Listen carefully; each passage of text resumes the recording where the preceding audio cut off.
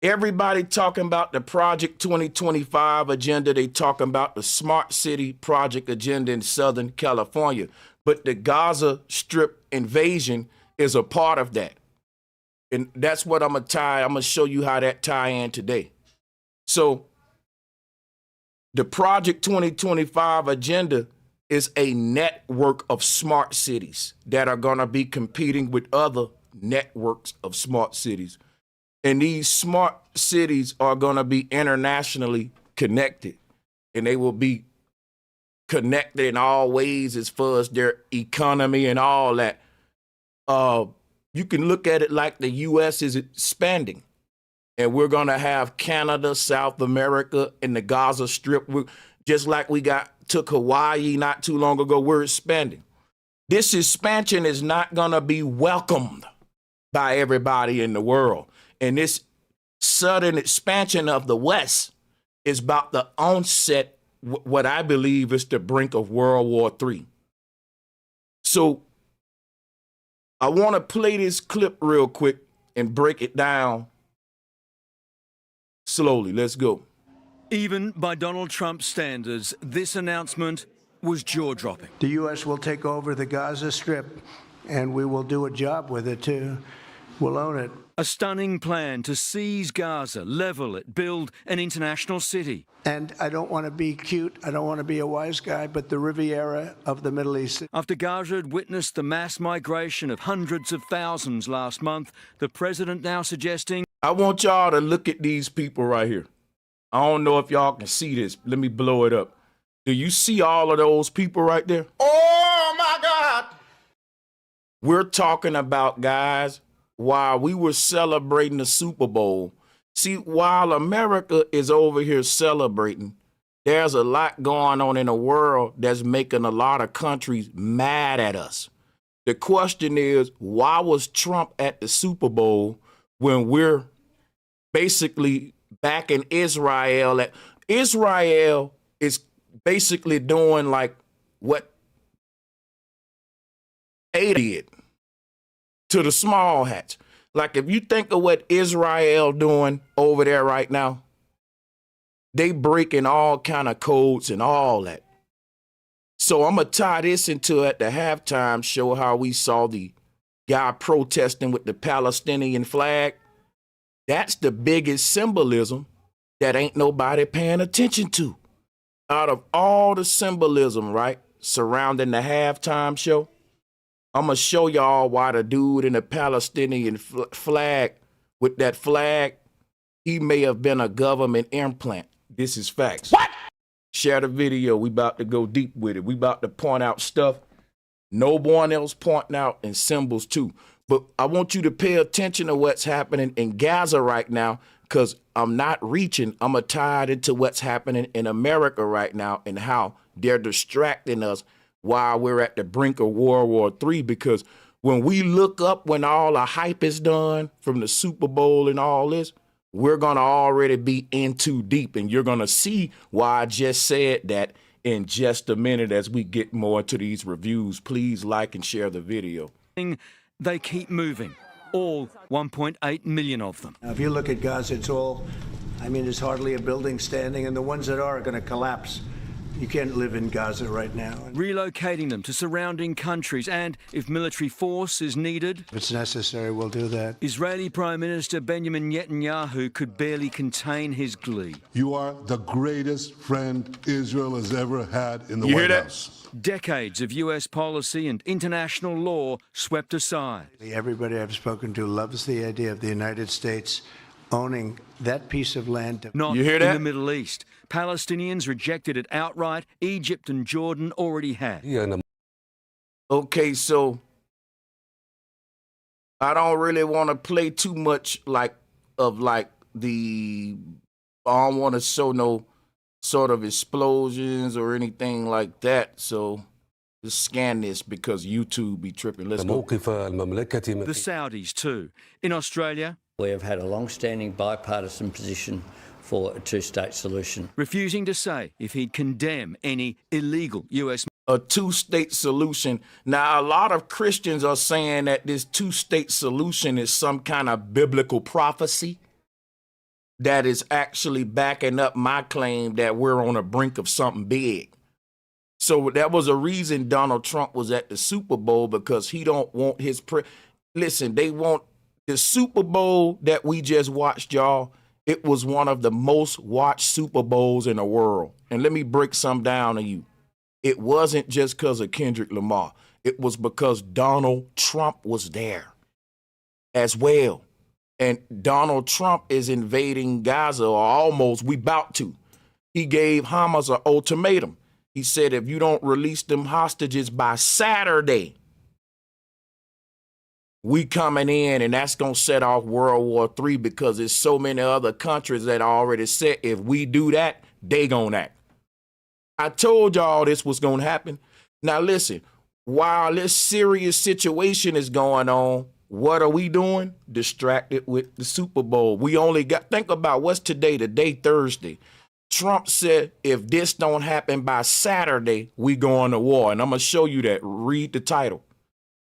If they ain't released by Saturday, Trump said all hell gonna break loose. I'm showing you the doggone receipts right here. This is breaking news. Ain't nobody talking about it.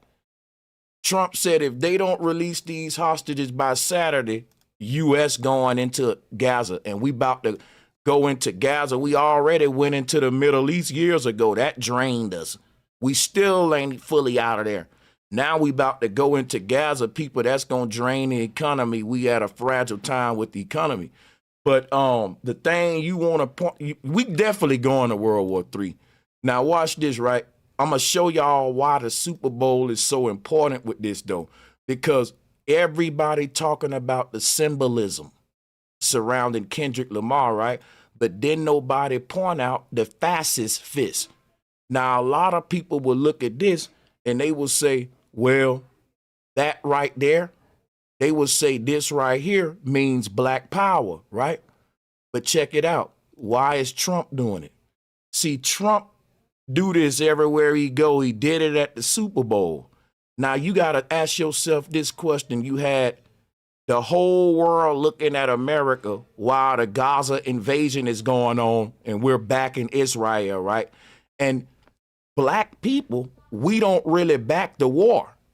Americans don't really back Trump and Netanyahu's Gaza invasion. And this goes for MAGA people too. That's the crazy thing.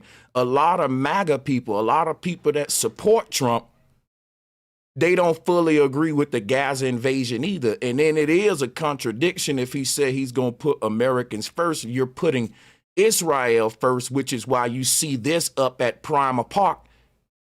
Congratulations, Trump, making Israel great again. And that's what we do. He's using American resources to enrich Israel. We're going to go into that more in a minute. And it ain't just Trump. Anybody in that seat is going to do this. You can't go against the mob. But anyway, let's get back to the Super Bowl. See, Americans ain't fully in on this Gaza invasion. And while we over there and things are heating up on the Gaza Strip, the whole world was watching the Super Bowl. And guess what it made it look like? It made it look like the black people and Americans are in full support of the Gaza invasion. What? See, if the Super Bowl wasn't going on during this Gaza invasion, Americans would be disagreeing with Trump being over there. We will be pushing back on our government and we will be saying, Trump, I thought you was going to make America great again, right? Now, if you look at them throwing the fist up, that means fascism. America is going into a fascist government under Trump. Y'all keep seeing this fist right here, but you don't know what it means. And you know what's so crazy? Everybody talking about symbolism right now. The symbolism, peep the symbolism. Well, I got news for you. Kendrick Lamar ain't the only one doing symbolism. The symbolism that the world was looking for in Kendrick Lamar performance, that was a distraction from the real thing, which is what? You had a Palestinian protester waving a war flag in the air. That was, and ain't nobody talking about that Palestinian that went out there And listen, I'm finna break that whole thing down because that was a psyop, and I'm gonna show you that they wanted that to happen because I got my receipts with me today. I'm finna, well, let me go to my next slide. I gotta take my time though. I'm just giving y'all an overview, you know. But stay with me now. Pull up this next image real quick. Hold on, let's finish the clip. My bad, but let's finish the clip. And then I'll find this next move. I'm not going to have a running commentary on statements by the President of the United States. I've made that very clear. The radical proposal after his land grab claims on Greenland and the Panama Canal. That would constitute the war crime. It would shatter some of the most fundamental rules of world order since 1945. So many US presidents. And you know, during 1945, that was World War II. So everybody in the world is prepping for World War III while Americans is arguing about the Super Bowl and Kendrick Lamar. And you know what's so crazy? We only got 2 to 3 more days before Trump said we finna go into Gaza. So we've wasted a whole week where we should have been challenging this order. And nobody, we just turned this way while they was doing it this way. We fell for the okie doke, man. And the real symbolism in the Super Bowl was when the Palestinian guy interrupted the dope performance. Now, he didn't care about this fire performance that Kendrick was doing. He was where, see, everybody talking about Kendrick Lamar's performance was revolutionary. I gotta be honest. The most revolutionary thing that happened in the Super Bowl was the Palestinian protester. Oh my God. He really took the chance. He got tackled. Now listen, and I'm gonna go back to that in a minute. Let me crawl for our walk though. Presidents have sat in the Oval Office chasing Middle East peace, but there has never been a proposal as radical or as dangerous as this. Is it the real estate mogul turning the territory into a seaside resort, or is it another classic Trump threat to close one of his deals? Like his trade threats to Canada and Mexico, forcing a compromise. Now thinking of a Nobel Peace Prize. I deserve it, but they will never give it to me. Chris Reason, 7 News. Let's keep it moving. I want you to pay attention to and read what I'm about to put up on the screen now. Now, what you saying right now are Middle Eastern countries around the world. There are people in their governments. These are probably a lot of BRIC nations, I'm guessing, but it's a lot of people pushing back to this Gaza plan, and Trump adamant about it with Netanyahu. Let me read some to you real quick, right? The United States seizing control of the Palestinian territory would reverse decades of U.S. Middle East policy. So check it out. Foreign leaders vehemently denounced U.S. President Trump's unprecedented Gaza relocation proposal on Wednesday, warning that it would violate international law and destabilize the region, among other concerns. After meeting with Israel Prime Minister Benjamin Netanyahu at the White House on Tuesday, Trump suggested that the United States seize control of Gaza, displace its entire population of 2.1 million people to other countries such as Egypt and Jordan, and then rebuild and develop the territory into the what he called the Riviera of the Middle East. Come on now, Trump didn't tell nobody he was going to do this when he got in office.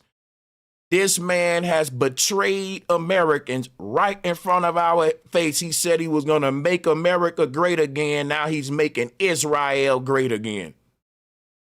This man is risking everything just for a Zionist agenda. And he's so clever about it. Everybody know when you want to get a one-up on Americans, you better do it during a football game. You know, because Americans ain't going to miss their sports. We don't care what's going on in the world. We showing up to that football game. We putting the important stuff in the world on pause. And we going to watch them dudes chase that ball in them tights. You see what I'm saying? So the whole thing is, it was everything that was going on in Gaza in the hype of what's going on in America right now. You see what I'm saying? So let's read some more of this. Trump said we're going to own the Gaza Strip and be responsible for dismantling all of the dangerous unexploded bombs and other weapons on the site. Now, let me show y'all why this is crazy. Trump got to displace millions of people to make this possible. And I'm showing you the video now. Look at these people. It is, do you see this right here, man? All of these people are going to relocate in our enemies' countries and build armies. We're at the brink of World War III. So we're making a lot of enemies going into Gaza right now. And the one thing you got to be privy to is whenever they doing something that they know the American people would push back on, they do it when we ain't watching. Why would we be turning up the volume in Gaza during the Super Bowl? It's you got to think about this. Why would the president of the United States be at a football game while our biggest ally is in the biggest moment of history when it comes to warfare? This ain't happened since the 40s, y'all. What? Does it make sense to you that the leader of the free world that's at the brink of World War III will be at a football game doing a fist pound with black people there? And we don't see the symbolism, because check it out. If the Super Bowl wasn't going on, black people will be raising hell about what Trump doing. Nobody will be behind this. Even Trump supporters wouldn't. I don't think they all fully 100% on this one, because this can drain Americans' resources, and I don't think this is going to benefit American people. Now, you will have a lot of real diehard Trump stands that'll try to make the Gaza invasion benefit you and me, but it's only going to benefit Israel and Netanyahu if we really keep it honest with ourselves and, get off the glazing and all that. Quit glazing, But, it's crazy because this is going to exhaust a lot of American resources over so many years, while we already got fires in Cali, floods in North Carolina. Trump said he was going to put Americans first, and instead of him rebuilding California, he trying to rebuild the Gaza Strip. That's right! This man ain't even been in office no time, and we already about to invade somebody. But he was speaking peace, right? Before he got in there. Now, Trump at the doggone Super Bowl game, think about what I'm telling you. Think about this. Never before in the history of the NFL have a president been at the Super Bowl game. Why would we be making historical moments right now? Because we're at the brink of something big, and we're going to cry. We smiling now, we're going to cry later. We smiling now, we're going to cry later. When you sober up out of your drunkenness, you're going to see how we was duped. And it's too late, because ain't everybody still talking about Kendrick Lamar, and we ain't got but 2 more days before the invasion. Trump, and guess what? Hamas ain't finna release them hostages. They not finna bow down. Why? Because look at what Israel doing to the Palestinians. Look at this. You think they care about a few Israel hostages when Trump displacing millions of Palestinians and disrupting the whole region just to build a Riviera? And ain't no American gonna convince me that this is worth that. This ain't worth putting our whole country at risk and risking World War III. But we are such suckers for Israel, right? That's right. Now watch this. I'm gonna be honest with y'all. I'm like this, me personally, right? It's a few Israel hostages over there. Let them be, man. You can't win it all. Let's focus on Americans. hey man, they took it for the team. I'm just saying, think about it. If we're gonna put Americans first, we got Americans that's got problems in Cali and North Carolina. We can't save everybody. So let's have a priority list. We can save Americans at home and not even bring the world to World War III. We can do what you said you was going to do, focus on problems at home, rebuilding in America, making it great again. Because we are in a crisis moment right now. Or we can risk everything we've worked for the past 50 years just for some few Israel hostages over there, man. I ain't gonna lie, bro, I'm greedy. And I'm saying, hold your own nuts. It's about me and mine. Let Israel handle them in theirs. You see what I'm saying? Right. Why America always gotta come to Israel, leave my little brother alone. Your little brother need to quit talking crap to everybody. That's right. Your little brother need to learn to shut his mouth up. So the fate of the ceasefire in Gaza seems fragile after Israel threatened to restart the war unless Hamas release all Israel hostages by this Saturday. What? By this Saturday. Look, watch this, right? The overall fate of Gaza was the focus of an Oval Office meeting between President Trump and Jordan's King Abdullah, which Trump vowed to take the enclave. The king of Jordan, you know, the biblical Jordan River, there's a lot of prophecies unraveling while we are not entertained. You at the Colosseum being distracted. And it's biblical events leading up to a big moment on earth. I told y'all they're going to get us so drugged up and intoxicated with Kool-Aid right before the bull crap happened, and you ain't gonna be able to stop it. They know what they wanted to do. Trump wanted to bring America to war. And if it wasn't for the Super Bowl game, we would really be talking about the Gaza invasion. And Americans wouldn't be agreeing with it, which would make it hard for them to go take that land over, because if you got Americans disagreeing with it and you got your ops disagreeing with it. Come on now. But I'm finna go deep now, because think about this. Everybody talking about the symbolism during the Super Bowl show, right? Here's the symbolism that nobody pay attention to. Peep game right here. Neo-Nazism.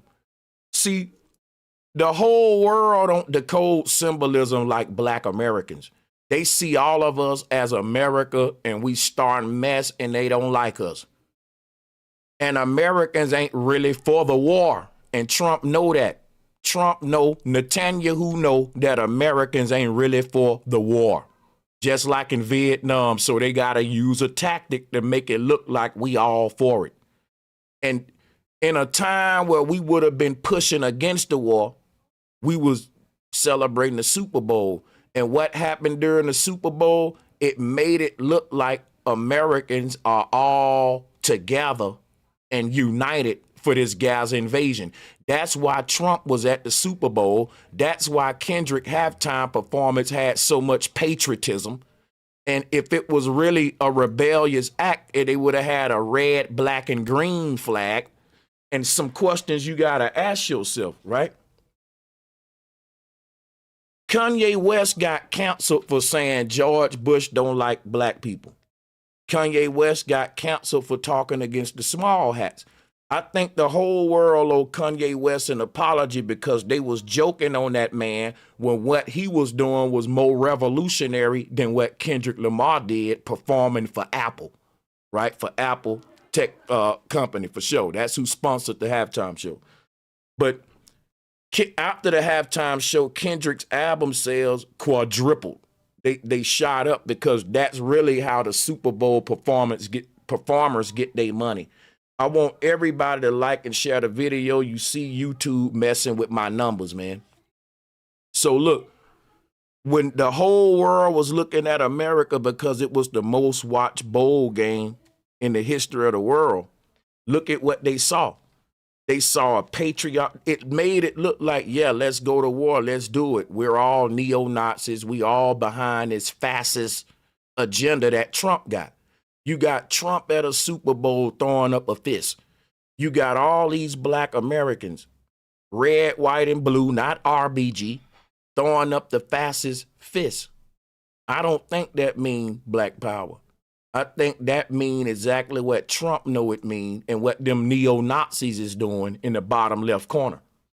This is neo-Nazism. Let me take the overlay off for just a minute for this one. Take that off for just a minute. See what I'm saying? So it made it look like we're all in on it, when really ain't none of, mostly all these dudes you see standing up there with their fists up, they don't agree with going into Gaza. But if you're an outsider looking in, you don't get it. You think, okay, America, okay. You think we all rising up against y'all. And that's why Trump was at the Super Bowl, and that's why the halftime show was so patriotic. That's why this was the most watched halftime show ever, because guess what? Where Trump go, the world watch. So the question is, why did Trump go to the Super Bowl? Because Trump wanted the world to watch this symbolism of the halftime show, which is why it's so talked about more than Michael Jackson's show. And don't you know they had to add crowd effects because it was so dead? It was so dead that they had to add crowd effects for Kendrick Lamar. And that don't mean his music sucked. It means that the NFL crowd is full of rich white folks who don't really care for Compton hip hop. I love all the songs he played, but in my opinion, I agree that Kendrick should have played some more commercial hits that America would have liked. But see what Kendrick did, Kendrick sacrificed the show side of it for let me teach you something. And a lot of folks think that that was a risky move. As an artist, I would agree that it was a risky move. You got to do either or. Either you're going to show up and have them, shaking their butts and they drinking their alcohol, dancing during the show, or you saying, you know what, forget all that. Playtime's over. Look at my symbolism. I have a message to tell America. So, y'all can debate on whether you think it was worth the risk for him to. But then we will have to ask, if we're going to ask, was it worth it? We will have to ask, what's the message Kendrick was trying to give off? Because you got Donald Trump right there. If I was Kendrick, I would have yelled on the mic, "End the war in Gaza," and the crowd would have celebrated. Kendrick could have stopped the war, but I don't think he took advantage of that. That's right. And I'm going to be honest with you. If we want to talk about Kendrick doing a revolutionary act at the halftime show, I don't think that that's his job to be a revolutionary for you. He only got to be a good musician, right? He don't got to sign up to be a martyr for any group or promote division just for black people and all that, right? So he's being a political pawn for a lot of people. In my opinion, I don't think even Kendrick himself would like to be a political pawn. I don't think he's divisive. I don't think he's choosing like one group. He's a black man that's letting America know we struggle in this country, right? That's it. This Uncle Sam got his foot on my neck. Now, it's not a deep message. It's a simple, true message that we've been screaming for hundreds of years. He just screamed it on a big stage, and he deserves credit for that. But the world already know we struggling. That's the only thing. We got to tell them something they don't know. Like, we don't agree with the Gaza invasion. That would have been a big revolutionary statement, because guess what? You had a Palestinian protester come out on stage. We in war right now. So I said that the biggest statement that was made during the Super Bowl was this guy right here. Let's pull him up and check this out, because this is going to get real deep. Here it is right here. Okay, we don't want to play the music because we don't know what kind of copyrights. But yeah, this was during Turn the TV Off. Don't you know Turn His TV Off is one of the biggest songs Kendrick got? And when the Palestinian guy went up there with the war flag, they was playing Turn Your TV Off, and y'all talking about coded messages. Kendrick Lamar telling you to cut your damn TV off because we about to go to World War III. That's right. Y'all breaking down all the symbolism, and y'all missed that part. During Turn Your TV Off is when the Palestinian flag came out. Come on, let's talk symbolism, people. Let's talk symbolism now. That's right. That ain't no coincidence, because when you waving that war flag, turn your TV off, that mean go look at the news. We about to go into Gaza by Saturday and invade. Look at here. We at the brink of World War III, man, because Hamas and a bunch of big nations said we ain't gonna let you do it, Trump. And people, men got ego. If you think America just gonna do what they want and the ops gonna let it slide, you stupid. Stupid. There's a such thing called war, and it happens in the world, and it's about to happen in a big way now while we sleeping. So let's go back and show you something about this protester that didn't nobody peep. Now I'm gonna pull up a photo and we finna get into some investigation. Now here go the protester right here, right? Look at him. He's standing on top of Kendrick's car now. Come on. What? Look at what I'm showing now. You got a person with a badge on right here.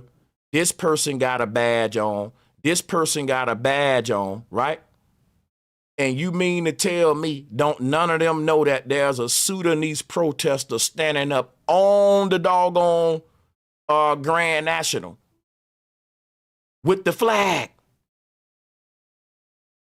See, people, this right here was provocative, and people ain't peeping. I'm finna read you some articles on, because it was so much going on, people was distracted.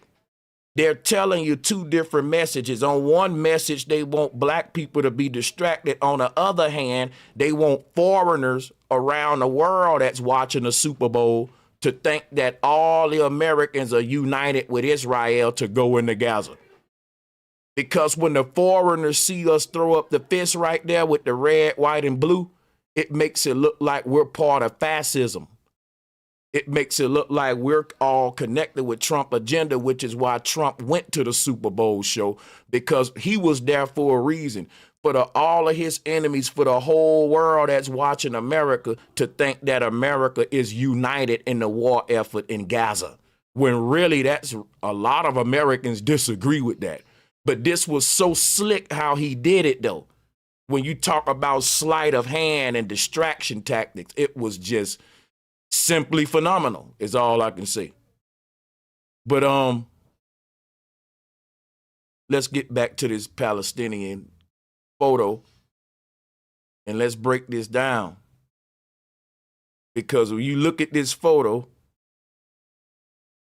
look at the people in black right there, because you had Kendrick people, right? Kendrick people had red, white, and blue on. This the question that ain't nobody asked. Who the hell was this group that was in all black? Now listen, they was just kind of doing their own thing. It ain't like the camera really included them a lot in the footage. And the Palestinian protester, he came from out of this little black group. Not a little black group that was dancing during Kendrick performance, right? Everybody focused on the red, white, and blue. That's the distraction. But if you think about it, this little group that's in all black right here, they dress like neo-Nazis. And you got a dude on top of this dang on thing, they protecting him. Think about what I'm saying. Ain't nobody in the black group saying, stop him, take him down. Somebody had to run from way on the other side of the field. How the world they noticed it before all these people that's standing around right there by that man. That's right. I'm telling you, they wanted this to happen. This is a government implant, and this was a message we were sending to the world and make it look like we want war. It's very provocative. Now watch this. How do I know that this seems fishy and this is some kind of government implant? Because watch what I'm about to show you now. This finna blow you away right here, buddy. Let's do this. Watch this. I got my receipts, man. Look. The protester who displayed a Palestinian flag during Kendrick Lamar's Super Bowl halftime show won't even face no charges. Oh, my God. Come on now. You heard that? You heard that? Come on now, people. Come on now. What do you think would have happened if that was Sanchez? What do you think would have happened if that was one of y'all? That don't even make no sense. You telling me that this man is almost, he did a rebel act? Come on now, bro. Come on, wait a minute, bro. You mean to tell me this, bro? Bro, people run out on the field with their clothes off for clout all the time and they face charges. How the world is Palestinian rebel? How the world is protester ain't gonna face charges when you protesting war stuff at an NFL game? That's worse than what Colin Kaepernick was doing. Come on now. That's right. How y'all gonna be an outcry about Colin Kaepernick taking a knee for black people?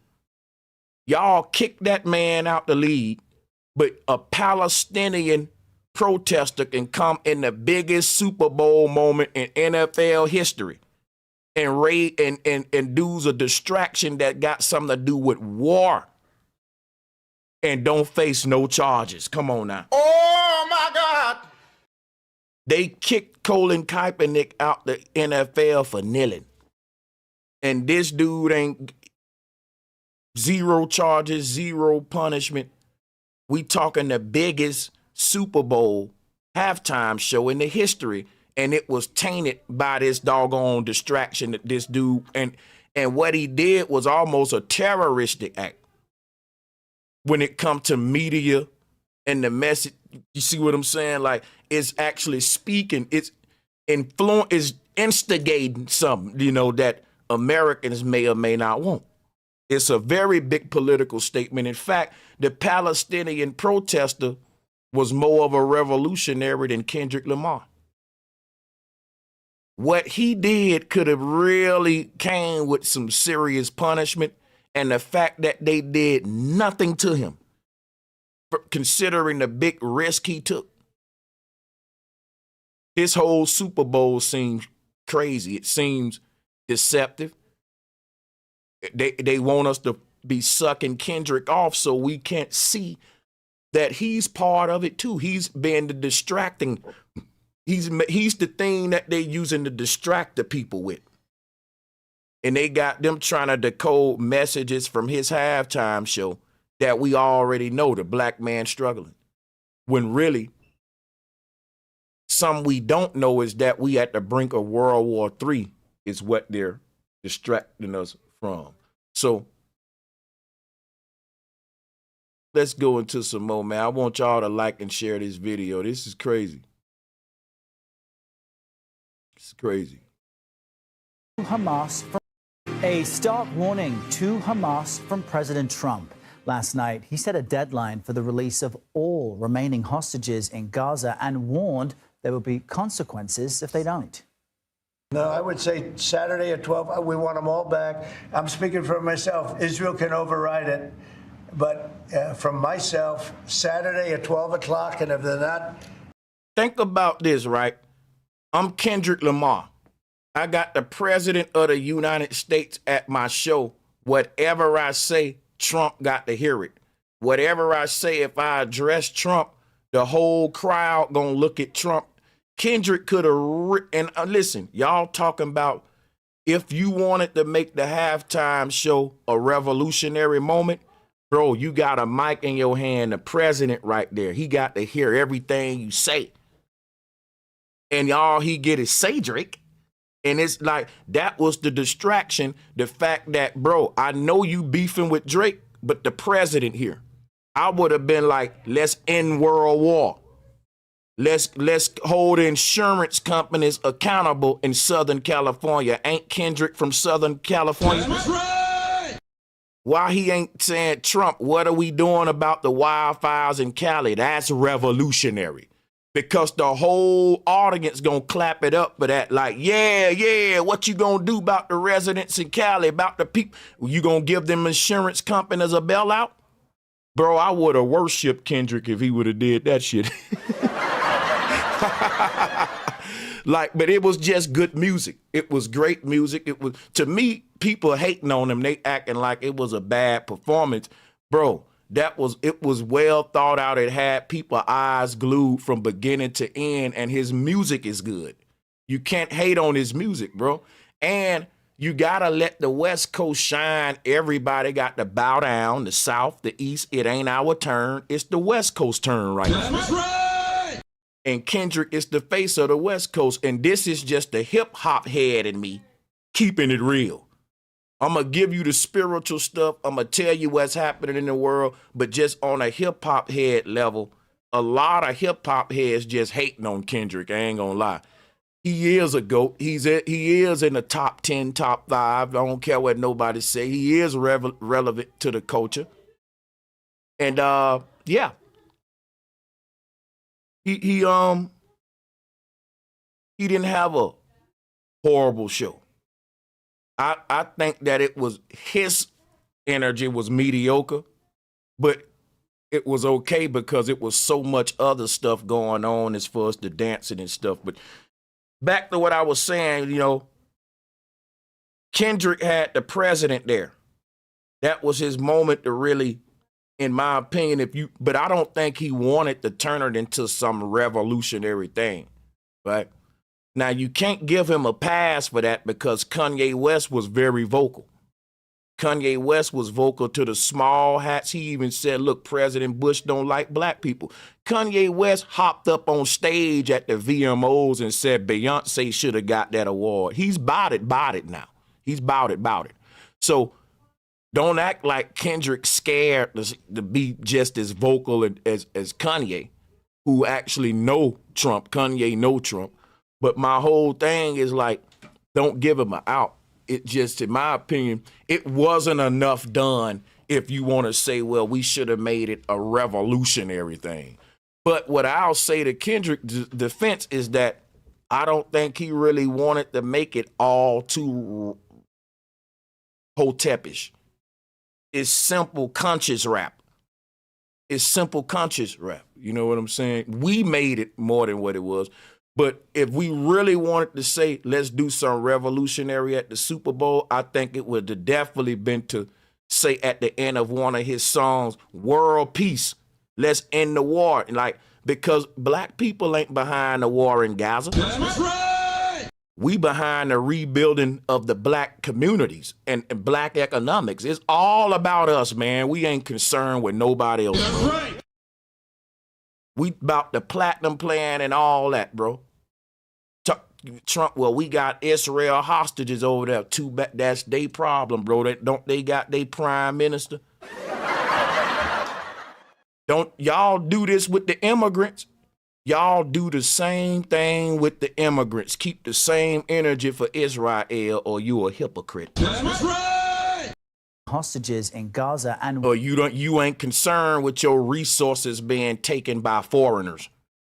Because Israel is taking more of our resources than these doggone immigrants who just taking your little Home Depot jobs and your little fruit picking jobs. Let's go. Right. Warned there will be consequences if they don't. No, I would say Saturday at 12, we want them all back. I'm speaking for myself. Israel can override it.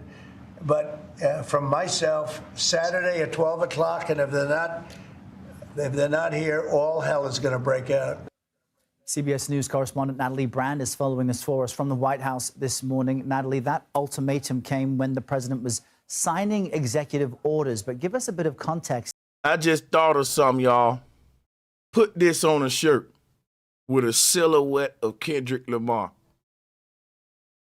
The revolution will not be televised, and it will not be bell-bottomized.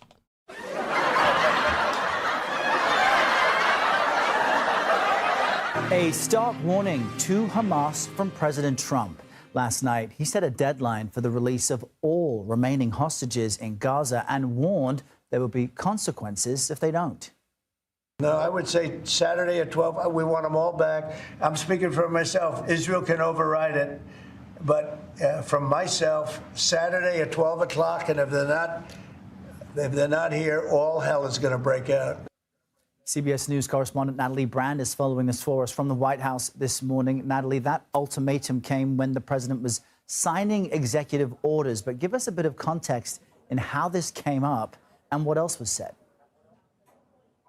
Yeah, he was signing those orders and then taking questions from reporters. And one journalist asked him about the new reports that Hamas was going to be postponing the release of the next round of hostages. That's when the president started talking about the conditions of the hostages that have been released so far, saying, you know, they've been in poor health, emaciated. And then he went on to deliver this ultimatum, saying that he wants all hostages released by noon on Saturday, or else, he said, all hell will break out. Now, when pressed by reporters, when asked what that would mean, he said, they'll find out, you'll find out. Didn't really give a lot of details, but did repeat a couple different times this deadline of Saturday at noon. Although, Errol, it's important to note that he also said Israel could override it, that ultimately this is their decision. And this comes as both sides, including White House mediators, are trying to keep this.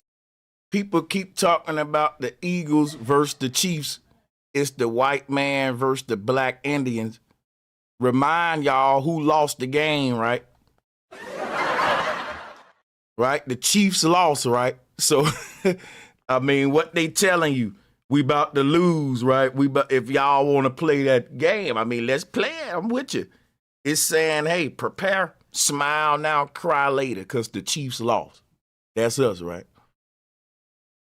This is their decision, and this comes as both sides, including White House mediators, are trying to keep this ceasefire agreement together. Hamas had accused Israel of violating it by not letting some Palestinians return to the north, also saying that they were coming under attack of gunfire, while Israel has said that if the release of additional hostages is postponed, that would be a clear violation, putting the military forces there on high alert. Yeah, the agreement is delicate as it is. I also want to ask you about the new federal ruling yesterday. It blocked what could have been some potentially steep cuts to medical research. What's the latest on that front?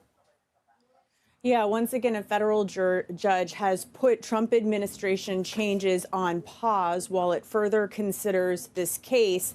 This was funding changes by NIH, the National Institutes of Health, to research grant recipients, universities or research institutes conducting scientific research, cancer research. It wanted to cut down or cap indirect costs, things like money going towards facilities, equipment, overhead.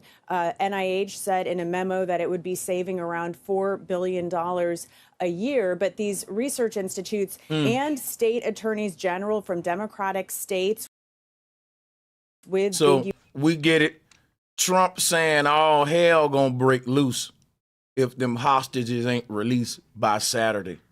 And the Palestinians are protesting because they're being displaced out of their land by millions. Let me just show you the video again.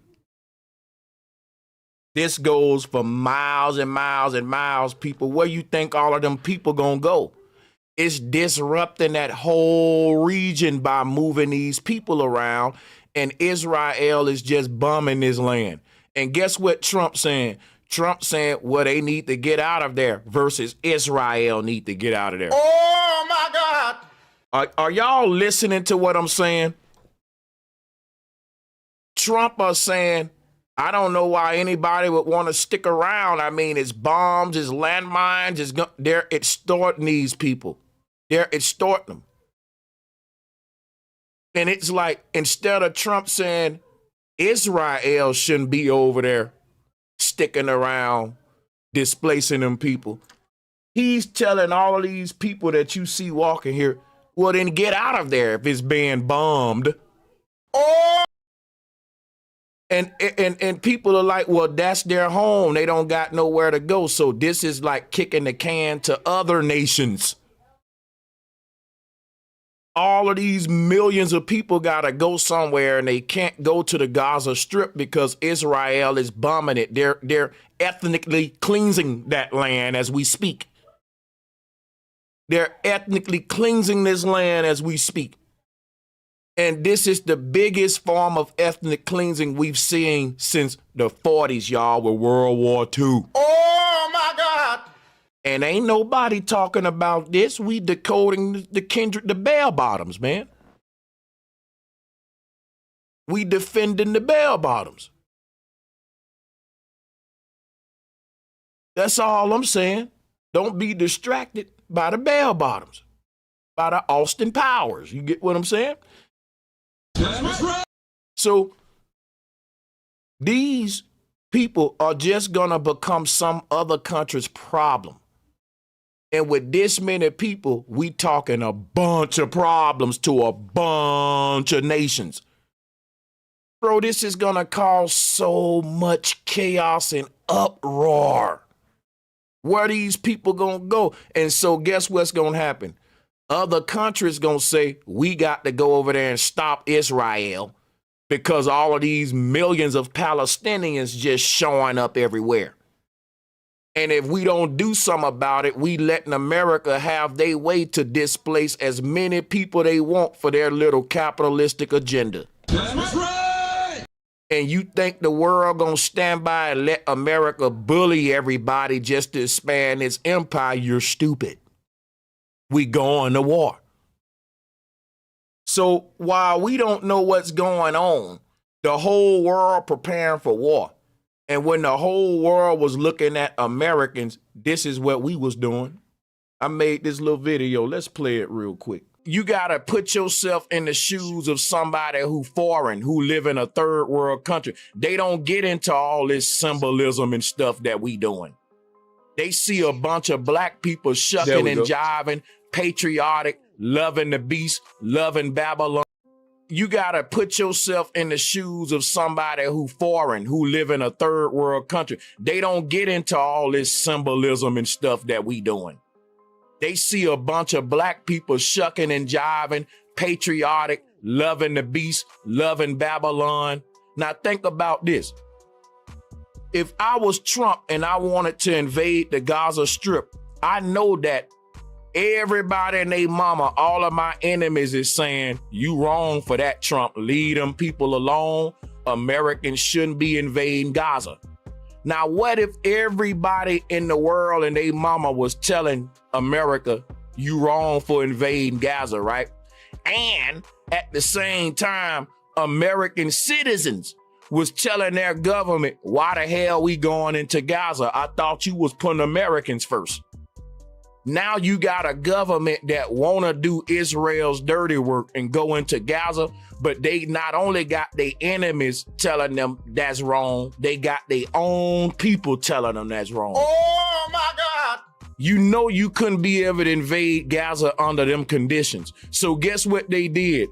They said, we got to create a situation where we can invade Gaza without nobody looking and nobody questioning. And that's why they invaded Gaza during the Super Bowl. These people ain't no stupid. They ain't stupid. Listen, if this would have happened at any other time and wasn't nothing else going on, guess what everybody will be talking about if you black? Donald Trump in office ain't doing that for black people, but he doing something for Israel, and he about to use all our resources. How y'all gonna be mad at the immigrants for taking our resources when Trump about to bankrupt America by sending us to World War, dummies? Don't you know how much of our resources it's gonna take to conquer the Gaza Strip?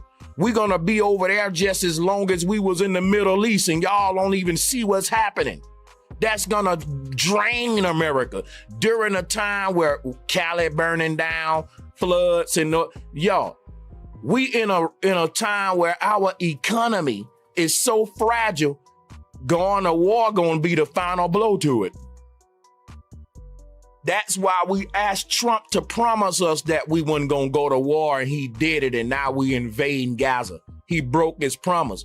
Don't you know if the Super Bowl wasn't going on right now, everybody will be talking about the Gaza invasion and how hypocritical it is? If I was the small hats and I wanted Trump to invade Gaza without nobody questioning it, giving me backlash, I would do it during the Super Bowl. That's right! Because I know Americans ain't gonna miss that football game. I know that, are you not entertained? We're gladiator people. We going to the Coliseum. We don't care what's going on, how serious things are going on in the world. We will put that on pause and go watch that football game. So if I was a small hat, I would betray America at the time of the Super Bowl. I would do my dirtiest work and betray the people of America when they watching the least, and that's during football. Americans like football. The Super Bowl, this was the most watched halftime show in history. And when the world was looking at America, guess what they saw? The black man laced up in red, white, and blue. Oh my God! What kind of image is that sending? The world, it make it look like we agreeing with America invade Gaza, when really we would be saying it's bull crap, and we was telling Trump we don't want to go to war, and y'all don't see how it's all part of it. The people that will be pushing back the most against what Trump doing in Gaza is black people, because the Democrats and the Republicans pander to us the most, and they make the most promises to us. So we of all people would be breaking it down to the world that, yep, Trump ain't got no business in Gaza. In fact, he said he was gonna put Americans first. So we with the enemy on this one. We going against what our own government trying to do, because you lead them people along and let's rebuild California. Let's get these Californians back their property versus get Israel some property. That's right. How about we get these hard-working Americans in North Carolina back their property, and y'all allowing these insurance companies to get a bailout?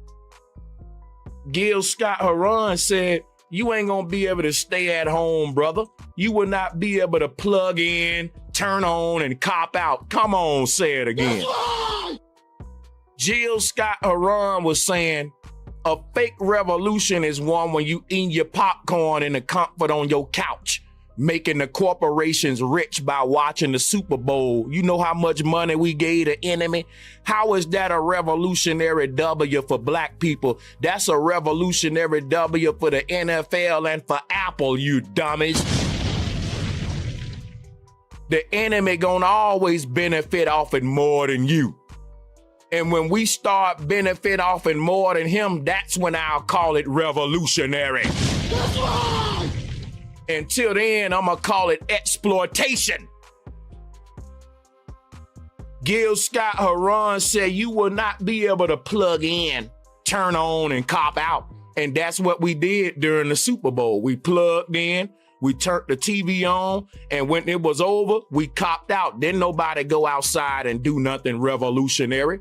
The only revolutionary thing we did was turn our TV on and twiddle our toes and make the corporations rich. That's right. Calm down, man. We getting ahead of ourselves. It takes Sanchez to come shake you and wake you, buddy. Y'all getting amnesia with these psyops, man. Facts. If our revolutionary act is turning the TV on, like, come on, our revolutionary is funded by our enemy, no wonder it ain't gonna get us nowhere but on YouTube arguing with each other about some artist performance. If you look at the Jewish revolution, you can see it happening on the Gaza Strip right now. That's right. You see what I'm saying? Peep this image right here. This image shows you what the Jewish revolution looked like. Now, let me show you some. This one shows you what the black revolution looked like. You see the difference? I want you to think about that a minute. We see what the small hat revolution look like? All right, it looked like millions of people getting displaced. This is what Israel's revolution looked like, black people. You see this?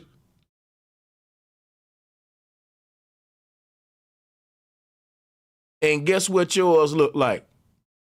Bang, bang, bang, bang, bang. Just saying, I love Kendrick too. Yours look like a distraction. Dude, I ain't gonna act like these other dudes. Everybody in the industry is a puppet. My favorite rapper, your favorite rapper ain't no different. And this is the difference between being a fan and a stan. A stan love a person so much they will lie to their damn self. That's right. I don't love no Negro enough to lie to myself, dog. I'm not like y'all Negroes, for real. I'm gonna tell you what this remind me of, right? When I was a teenager, we used to watch wrestling. When we found out wrestling was fake, I still had homeboys lying to themselves like them dudes is hen for real, doing all that stomping and like that fake antics. And come on, man, they got shows that show you behind the scenes how they fake it. But people are so religiously attached to Stone Cold Steve Austin, Sting, and all these people, you can't, they don't want to see that it's fake. Nope. You can't tell them it's fake. It's like politics with Trump and Kamala. They love these people so much. Any attempt you try to tell them that it's fake, it's just a show, son. He-Man ain't real. Superman ain't real. You killing that boy's dream. He want to believe Superman is real. That's right. That little boy want to believe that the Easter Bunny is real. And you waking them up. And some people don't want to be woke up. I remember they would get mad at us. But like, I remember one time we told our friends that Santa Claus was fake. They parents got mad. Drop a one if y'all can relate to that. You was the loudmouth kid that found out Santa Claus was fake. And you went and told your friends. They mama and daddy got mad, buddy. They didn't want their children to know the truth yet. They didn't want their children to stop believing in Santa Claus yet. Some of y'all can relate to that. And it's crazy, man. It's some people that they not ready for you to wake them. They want to believe. It does something for them. We know what do something to me.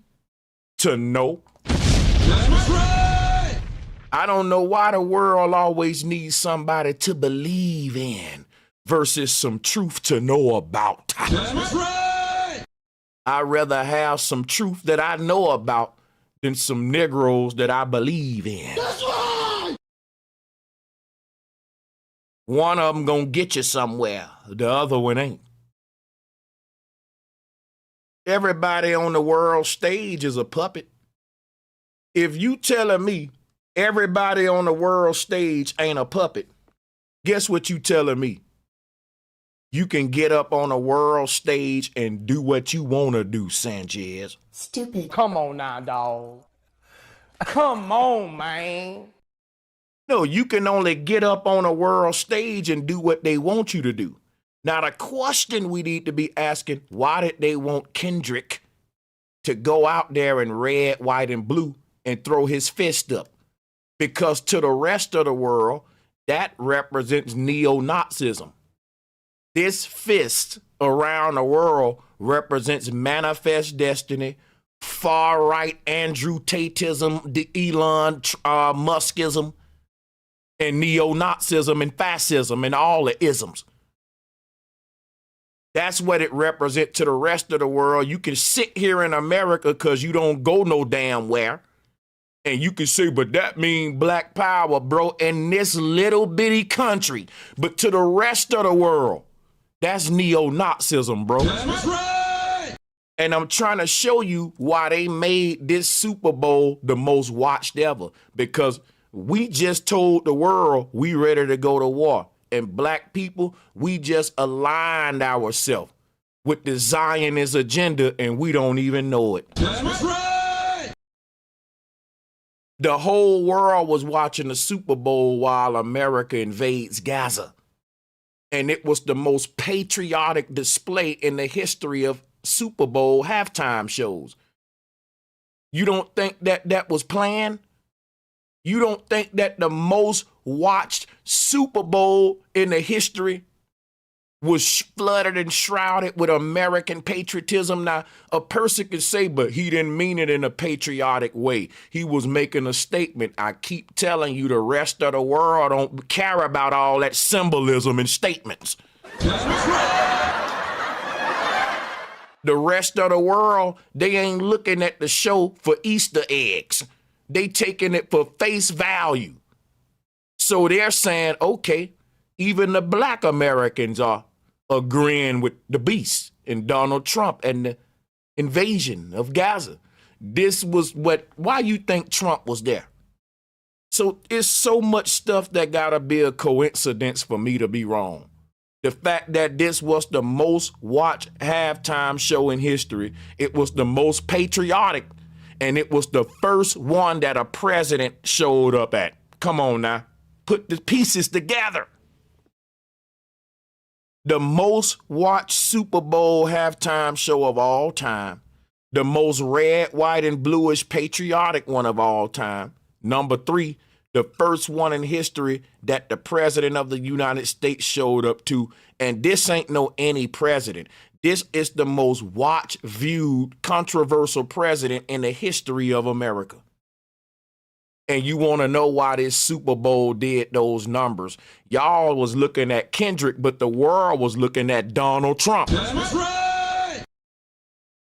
Y'all, they got the black people, and the thing is, they didn't see black people separate ourselves from the Zionist neo-Nazi agenda. To the world, it looked like we with Trump. They don't care about all that symbolism that y'all decoding. They see fascist Americans invading Gaza and the black people standing right there with their president saying, we got your back, with red, white, and blue on. That's how all of our enemies gonna interpret it. Why you think Donald Trump was there? He know what he doing.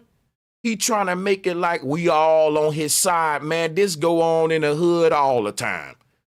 Dudes will have beef with somebody.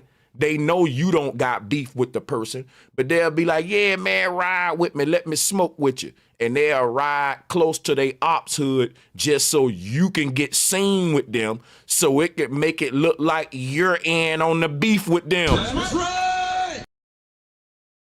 Drop a 1 in the chat room if you from the hood, you know what I'm talking about. It's like, bro, you beefing with them dudes, not me. But all of a sudden, you want me to kick it with you. You got weed for me. Now we buddy and stuff. You showing up to all my events, you know, that you wanna came to. While you beefing, though. You lining me. Bro, street dudes know we not falling for. Listen what I'm telling you. You're making it look like I got your back with this beef, bro, and I'm not in it, man. So I don't want to smoke with you. I don't want to drink with you because I see what you're doing. Like, come ride with me, man, smoke one. Like, bro, it's making it look like, and I ain't really got a dog in the fight. I'm not in that. But that's what Trump doing. He making it look like, yeah, they got my back because he know we don't got his damn back. He know that black Americans will be like, nope, we ain't with this Gaza invasion. We with putting black Americans first with this platinum plan. That's right. You talking about going to rebuild Gaza, you need to be rebuilding California. And why the hell Kendrick Lamar ain't saying that? That's right. And he's from California. He's from Southern California. And everybody giving him props for doing some revolutionary. And I'm telling you, he dropped the ball. If you want to go into revolutionary talk, The man had the president right there. He could have said, and let's give the people of Southern California back their properties. Yay!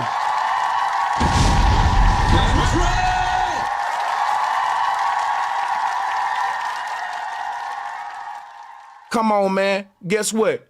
Don't you know that the rapper called The Game, he lost his mansion. He lost his house. And he from Peru.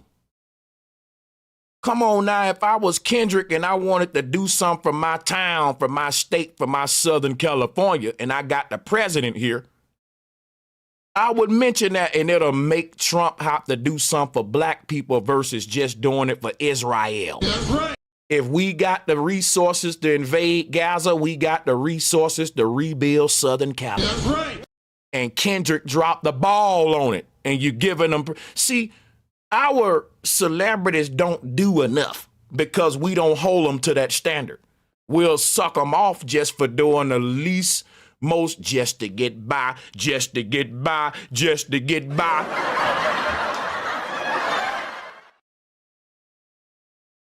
Seriously, though. And everybody talking like I ain't hating on Kendrick. I'm saying, bro, it was a great performance. The man is a GOAT in the music game. In my opinion, he's in the top 10. He's up there with Pac and all the rest of the GOATs. And he's in the top 5 when it comes to relevancy, in my opinion. Kendrick made me fall in love with the West Coast in a way that not even Dr. Dre and Snoop Dogg did. But I'm not going to start calling him a revolutionary. He's still another puppet in the industry. And what do I mean by puppet? It means that he can't do what he want to do. And even he told you that with his halftime show that we all got to play the game. That's right. So he even agreed with me. Everybody misinterpreted the halftime show because y'all was too caught up into idolatry. So this is what we missed during it all. The fact that Trump lined us up. Trump made it look like we all behind him. Like the dude I just told you in the hood. Because he beefing and you ain't in the beef. But now, hey, man, I got some chicks over, man. Come on, man. Hey, man, I got some fire green, man. Let me come put it in the air with you, man. I got something to drink on. Now you want to be around me all the time now that you beefing. And Trump ain't never been to a Super Bowl. No president ever been to a Super Bowl. But guess what? Trump trying to invade Gaza and he know that Americans ain't with it. He got to make it look like we with it. And Americans love football. We don't love Trump, but like that all to get. Like Kendrick will get behind Kamala before he get behind Trump. Now, me personally, I put Trump over Kamala, but I'm just saying Kendrick is more liberal than far-right Andrew Tateism and all that. You feel me? But this was a fascist neo-Nazi symbol. And people are arguing with me, that ain't what that mean. It mean black power. Hey, man, everybody is decoding the Super Bowl their own way. So let me decode it my way, sir. That's right. I don't see it your way. Everybody breaking down what they saw with the symbolism. And this is what I saw because America is entering a fascist government. Fascism, guess what? That's an attack against black power. Let me say that again. If you telling me that this fist that they threw up during the halftime show represent black power, guess what? Fascism is the opposite of black power. That's white power. That's neo-Nazism. So the question would be, are they representing black power or manifest destiny? I'm going to be honest with you. Come on, bro. Everybody on that world stage, bro. So it's so genius that they know we got to make this thing. I'm gonna show you the genius of the halftime show. They got to send 2 different coded double messages. They got to do a show that make black people think that the revolution will be televised. And then at the same time, this same show, when a foreigner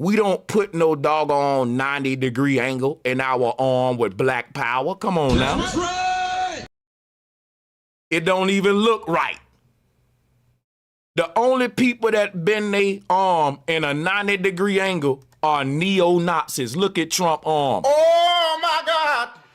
Everybody know that is the white man's fist, the white man's fist, the white power fist.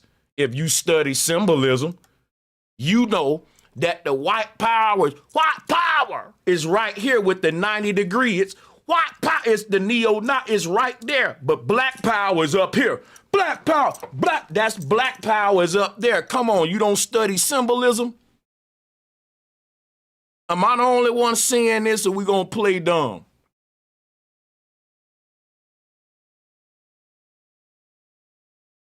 Come on now, I've been around a minute.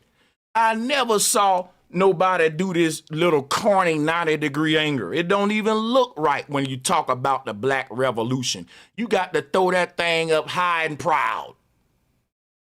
It look like you scared. Look, you got to do the puppy lips when you do it. Show me a black revolutionary that does this, y'all. That butt, with the pucker lips, the puppy lips. You can't do a 90-degree in your arm and not pucker your lips up. It go together like peanut butter and jelly. It's just one of those, hey, buds.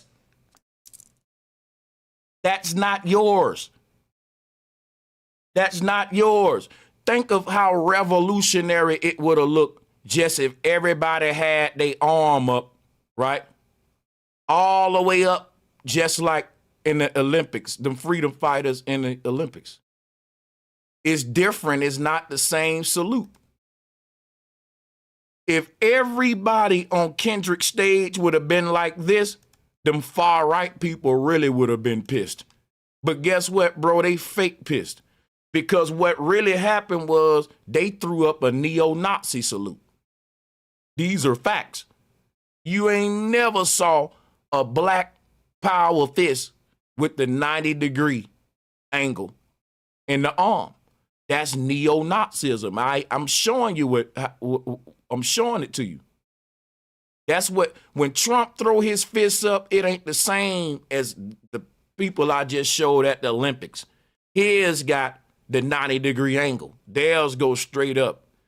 Look at, I'm showing to you again. Look at it right here. That's neo-Nazism, bro. That's not the same thing. And so when Kendrick, because this is what you got to realize, the gangs are controlled by the Masons and the government. Look at this cover. Kendrick Lamar he on a label that's dominated by Pyru. Everybody know the gangs, the mobs. They done already dominated the music industry. You can't go through the industry without, it's gonna be a Suge Knight, some mob, some ex-criminal that got on papers because they want to control the industry. And they will only let the CEOs be like your Suge Knight, somebody with dirt on them, somebody that's probably a felony, gang member, somebody that got a check-in with the parole officer. They're gonna make them dudes the CEOs of these labels because technically that makes the government and the county have the power over the music industry. You don't see that? Why you think so many of these gangsters can tell you we got police on payroll, but they ain't being investigated? The police department ain't being investigated. But you investigating drill rappers for talking about unaliving each other on lyrics, but you ain't investigating everybody that's telling you they got the police chief on payroll? Come on now. What? Now watch this. You see the Bloods and the Crips together right here, standing on what? The Masonic checkerboard. And in Kendrick Lamar concert, what you got? Crips, Bloods, dudes from all sets repping red, white, and blue because they only come together for America for the beast. They don't come together for their own people. The Crips and the Bloods will come together for Trump to make some false little false, what you call it, a token victory. No tangible. It'll make it look like the Crips and Bloods coming together and it was so peaceful, but right after the Super Bowl, it's back to killing each other. It's just these little symbolic gestures, like when they have Farrakhan go to LA and create a truce between the Crips and Blood, and they have all of these investors there to invest in community outreach programs, and it's just money laundering. It's millions of dollars going to the NOI. Like, these truces only last for like a week, and then Negroes be back to drive-by shooting. Because it's just a symbolic gesture for the camera, and when the check is cut, we don't care no more. And people don't see what's going on. It's crazy.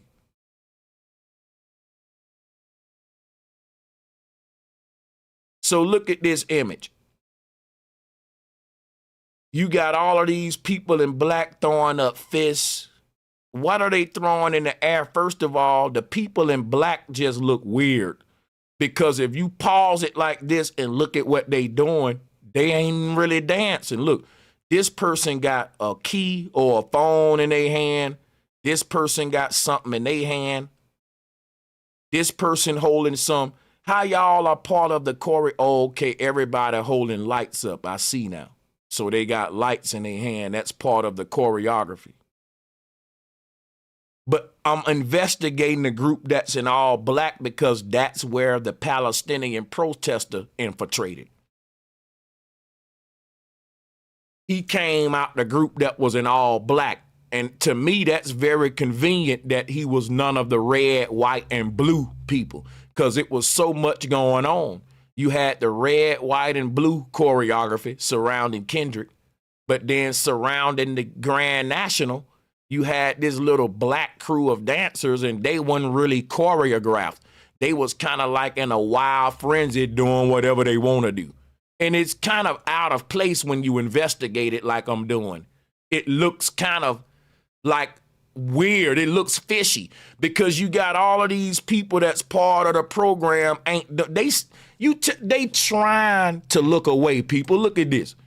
You mean to tell me they don't know that a dude just stood on top of the hood with that bright red, black, and green flag? You can see that a mile away, man. Right. Ain't nobody standing back here say, okay, and jerk their head over like, what the hell? Because that'll be a head jerk reaction, like something happening right here on top of the Monte Carlo that's very bright and colorful. And everybody in the audience is looking at the hood of the car, but you ain't looking. You ain't looking, you ain't looking, you ain't looking. And it looked like all the people dancing around him is trying to ignore him. Because why ain't nobody saying, hey, bro, what you doing? Get down. What you doing? They let it last long enough for it to be a statement to somebody else. And this is something that I'm telling you, it was two different messages going on for two different people.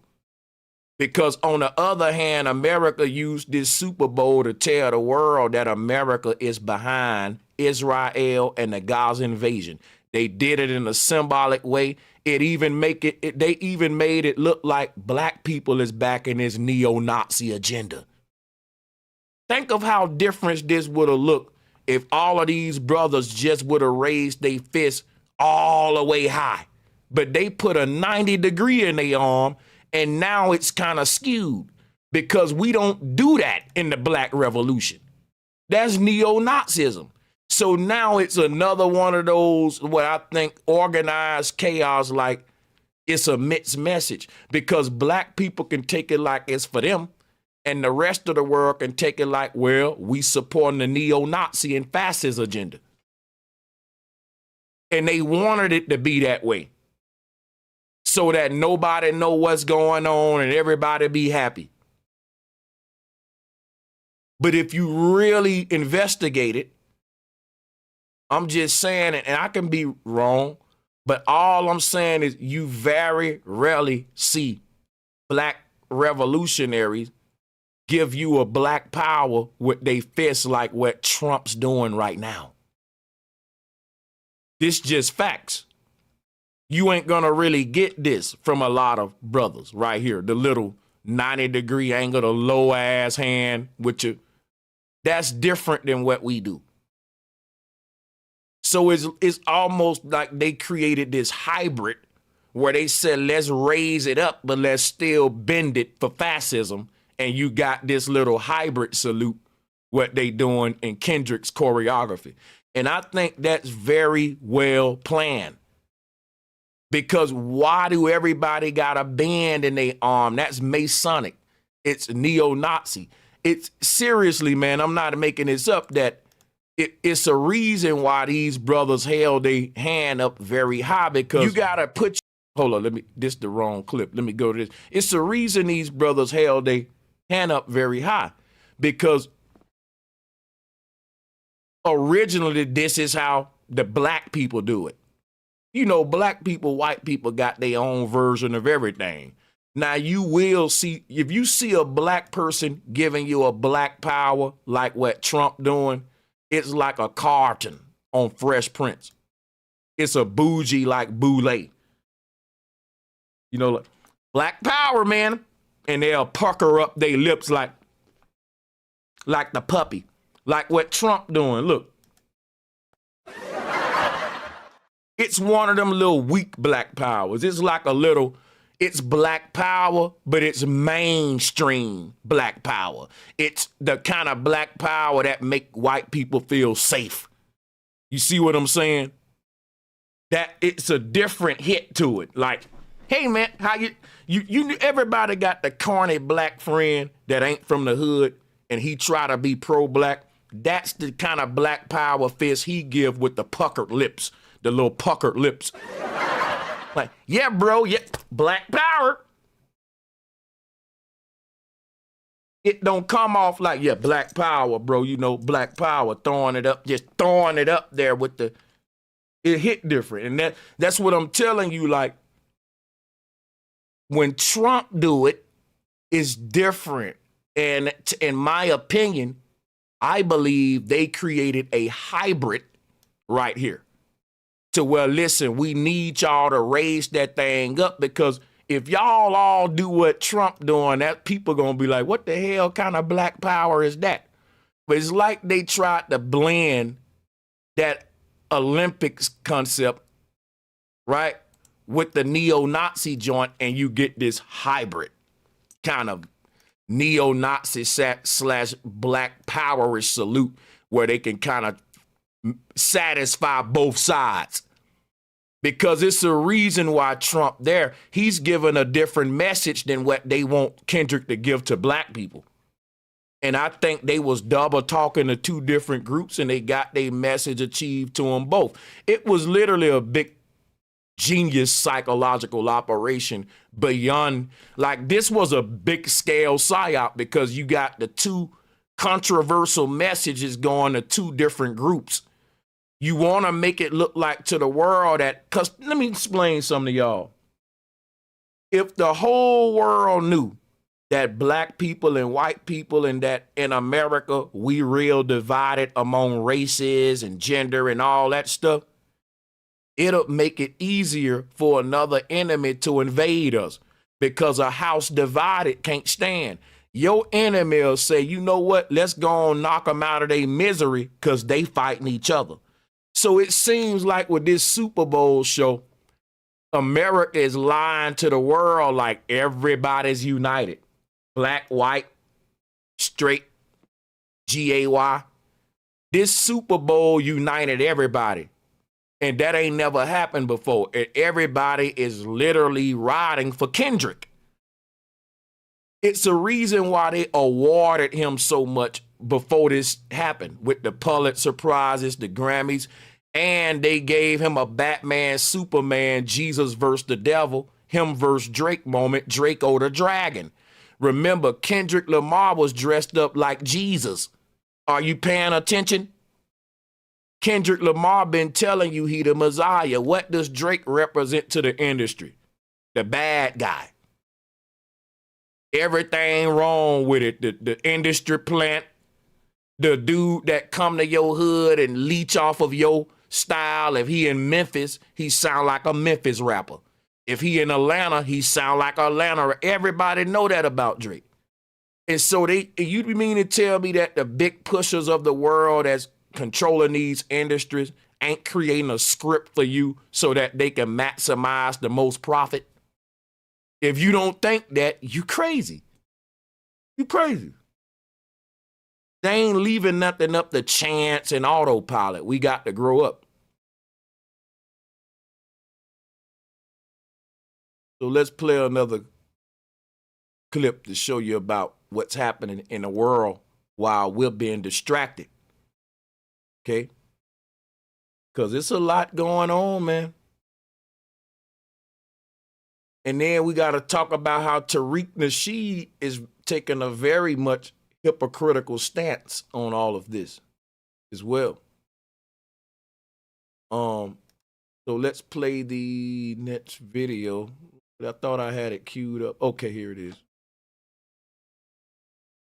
Welcome to the News Hour. The fate of the ceasefire in Gaza appears fragile tonight after Israel today threatened to restart the war unless Hamas releases all Israeli hostages by Saturday. The overall fate of Gaza was the focus of an Oval Office meeting between President Trump and Jordan's King Abdullah, in which Trump vowed to, quote, take the enclave. Nick Schifrin reports. Tonight on the outskirts of Gaza, Israeli troops are once again preparing for war. Hamas is threatening to delay an upcoming hostage release because it says Israel is withholding tents. So today, Prime Minister Benjamin Netanyahu replied with his own threat. If Hamas does not return our hostages by Saturday noon, the ceasefire will end. It's not a game. Because a lot of people was telling me we ain't going to war. Bro, say you don't want to go to war. I don't want to go to war either, but don't lie to yourself. It's only so much these other countries going to take, and what we're doing now is like anybody would say, okay, I got to fight you now, man. You do what Trump doing, you don't understand how big this is because you're watching the Super Bowl.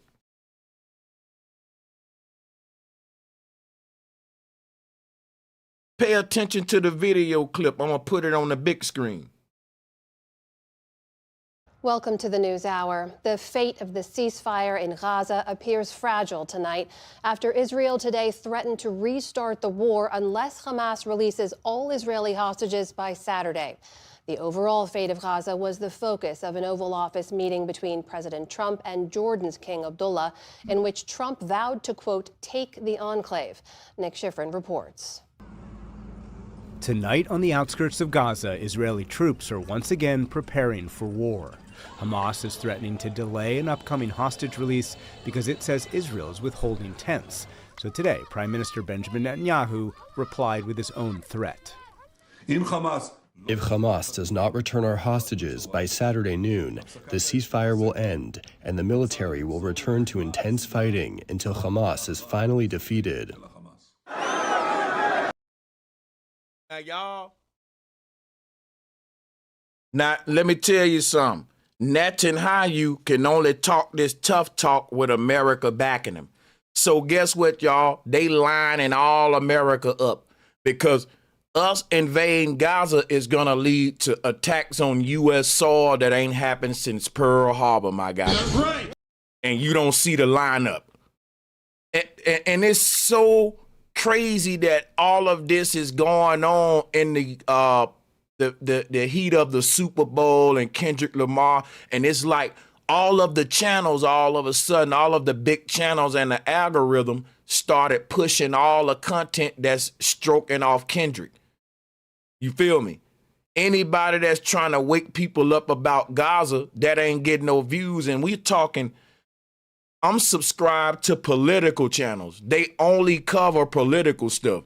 They stopped covering politics to talk about Kendrick Lamar, y'all. Something weird about it. The biggest political topic is happening right now. America is taking over Gaza as I speak. And there are all kind of big nations saying, look, bro, if y'all send them people in there on Saturday, we basically finna go to World War III. All of the Arab nations, they saying, no, Mr. Trump, Arabs are against the Gaza ethnic cleansing plan. Trump and Israel already started this cleansing plan. They already displacing millions. I showed you the video. So they already pushing it. How much you think these people gonna take? So not only are they forcing these people out of Gaza, they finna start attacking these people, the people that I just showed you marching on that road. Listen what up, y'all ain't hearing what I'm saying. You ain't hearing what I'm saying. Look, Trump is making these people evacuate their land. Look at that little boy with the bomb dirt on his face. Don't you got a heart, man? Don't follow the beast to hell. Look at this. We didn't sign up for this. Now, I know y'all love Trump, but we don't got to be over there doing all this. This ain't got nothing to do with us. We can be focusing on just rebuilding America right now. Why? Because the world out there is falling apart. We so busy trying to cater to Israel and back Israel that it's going to be the downfall of America. Israel has made so many enemies that if it didn't have America's backing, it'll be done for.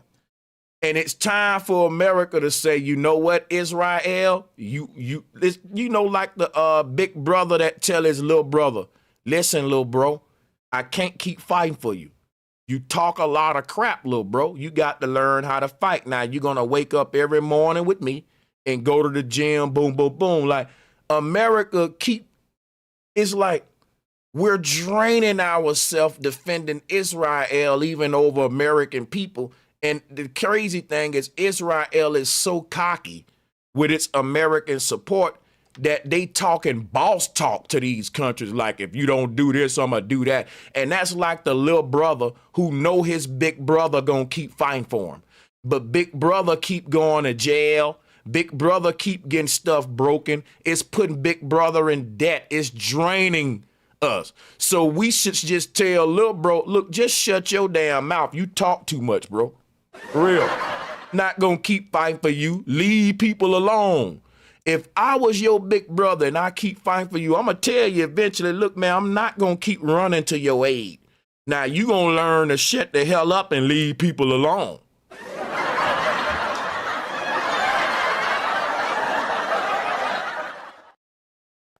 You know, but we don't do that with Israel. We the big brother that say, yeah, little bro, tell them I told her if they mess with you, I'm gonna mess them up. So you incentivizing your little bro to go out there and be disrespectful, bad-mouthing guys like, bro, because he know my big brother beat you up.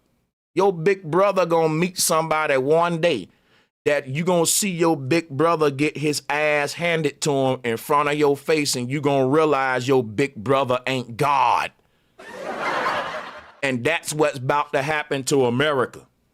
Because big brother been coming to beat up everybody that mess with lil bro. But this time, the people who lil bro messing with, they ain't nothing to play with.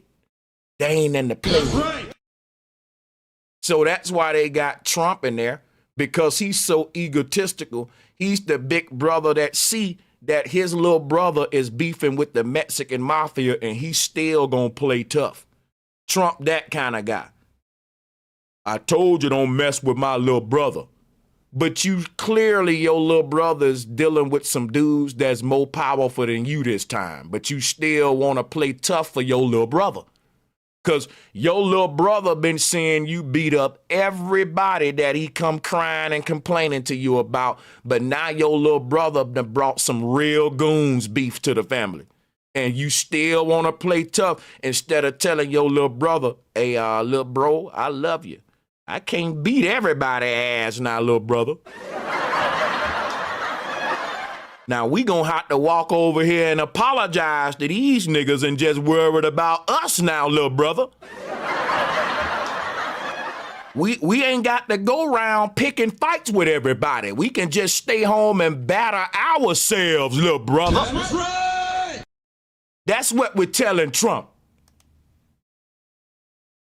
Universities that benefit from these grants. This ain't even a video. I'm too crunk. Let's get back to this one. The Hamas-Israel agreement, facilitated by the Biden and Trump administrations, called for the gradual release of hostages over months.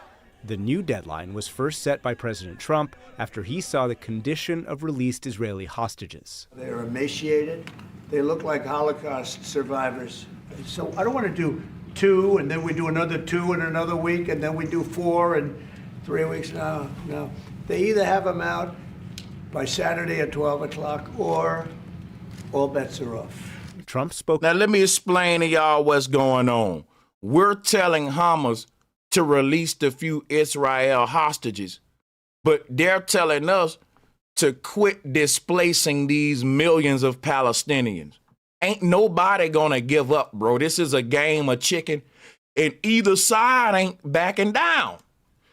Let me tell you what's going on in the world, y'all.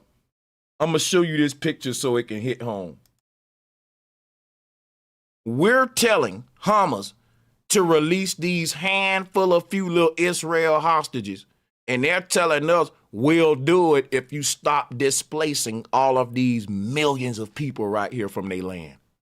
Now, Israel is not gonna stop displacing these people because Trump is trying to turn this shit into his own little Dubai. That's right. Now, and Hamas, because they ain't gonna do that, they ain't releasing them hostages. That's right. So guess what my conclusion is? Let's prepare to go to World War III. Because it's gonna happen. Either ain't no side finna back down. Neither side is backing down. And I'm going to be honest, when it comes to this war, America is wrong in this one. It's wrong because we've done more damage to the Palestinians than just a few little... Like, here's what's going on. America is saying we willing to go to war with the world for a few handful of little Israel hostages. That's how much we love Israel. We don't care about the millions of Palestinians we displace, and we're going to keep displacing them, and we're going to let Israel keep bombing this place to displace these Palestinians. All of these buildings that you see tore down, that is Israel that's bombing these people's land every day. And instead of America telling their little brother to quit acting bad all over the world and let's come home and mind our business, we're instigating our little brothers to go and do what we wrong. It's just that simple. We're wrong.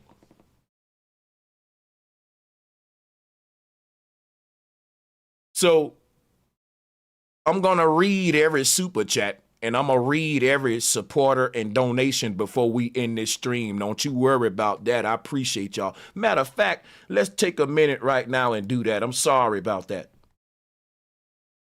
Thank you, Business Walks. So I'm doing a great job. And let me pick up where we were with the super chats. He said,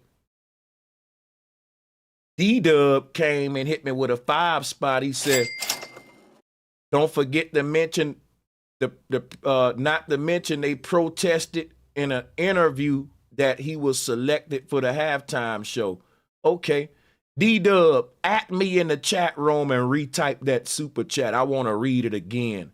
Not to mention they protested and said in an interview that he was selected for the halftime show. Yeah, I hope I'm reading that right, D-Dub. Thank you. And shout out to Reverend Chap 76. Thank you, sir. Much respect. He said the best on Bro Sanchez. Love you, bro. Love you too, my brother. Appreciate the love. See, I'm the best on. And Goonho, thank you for your continued support, Goonho. He said, for the Hebrew Israelite soundboard, let me hit one for him. That's right. Let me hit the other one for him. That's right. I got another one for him. That's right. Shout out to Goonho. Shout out to Ezekiel 720. He was reminding me that it was no sound earlier. Thanks for that, Zeke. And Astro 40, thanks for your continued support. Sanchez, I'm going to buy you another monitor with a chat showing only. Ooh, that actually would be dope. You gave me an idea. Thanks, Astro. And shout out to my brother John for the continued support. Flat power to you, bro. Once again from Astro. He says, I think that they let Kendrick perform like that because I think they want them to hate black folks for real and target us first. I think this the beginning of black folks gonna be destroyed. Man, don't question yourself because you said, but I don't know. I've been telling you this too, bro. I told y'all when America get cold, black people get the flu. That's right. And we keep forgetting that. We keep forgetting that. And we also like we egg on our own downfall and detriment, our own cataclysmic conclusion. We root for it. Because we don't know what it's like when you're marching to the slaughter. We don't know what marching to the slaughterhouse feel like. So we're a bunch of sheep headed to the slaughterhouse, but somebody telling us that we're in a doggone parade. You heard me? Somebody telling all them sheep, this ain't a march to the slaughterhouse, this a parade, baby.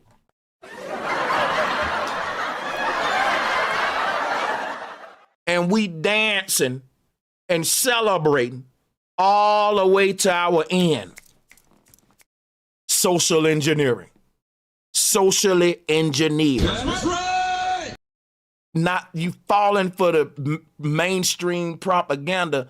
And what's so ironic about it, the hit song at the Super Bowl was Turn Your TV Off. That's right. Telling me about a psyop. This is a big psyop. It's predictive programming. It allowed them to wash their hands because technically you can't say Kendrick Lamar sold you out. The NFL sold you out because guess what they told you with the biggest hit at the Super Bowl? Turn your TV off. So when we go to war, because when nobody looking, they really clench their hand with the universe. Like you can't really give them no bad karma for real. Because if I was standing before a God, which I don't think there's some sky daddy, but I'm just making an example.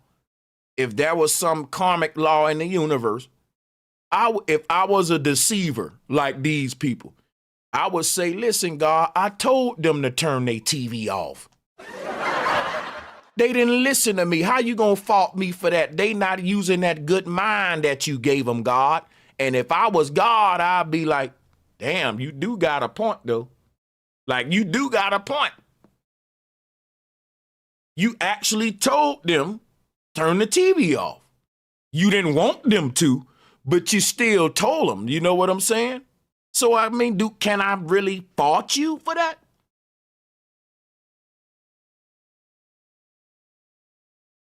They listen to everything you tell them to do, but when you told them to turn that TV off, they won't even listen to that. Nuh-uh.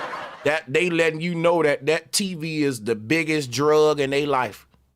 They can't turn that off. Now the TV tell them everything to do and they listen, but when the TV tell them to turn it off, that's a psyop, boy. That's some real mental exercise. Like this Super Bowl was the biggest psychological operation and investigation for social engineers, I'm sure. They got a lot of data from this one and how to do good sleight of hand tricks, make you look over here while we're over here. Man, this was genius. It was genius. But like I said, the biggest revolutionary act in the whole Super Bowl was the Palestinian protesters. That's right. People trying to say Kendrick did something revolutionary. But this guy, he spoke for Palestine. If I was a Palestinian person, I would be more proud of this man than anything else. See, black people proud of Kendrick, but Palestinians proud of this man. And the whole thing is this is fueling the war in Gaza because this is happening in a country. Right? Think about what I'm telling you so you can see the psyop. This protester happened during Turn Your TV Off. In America, we not helping the Palestinians. We displacing the Palestinians.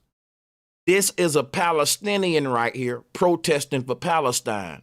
And guess what happened? They started to attack him and wrestle him off stage. What do you think that looked like to our enemies? It make it look like we're united, you the ops, and we ready to go to war.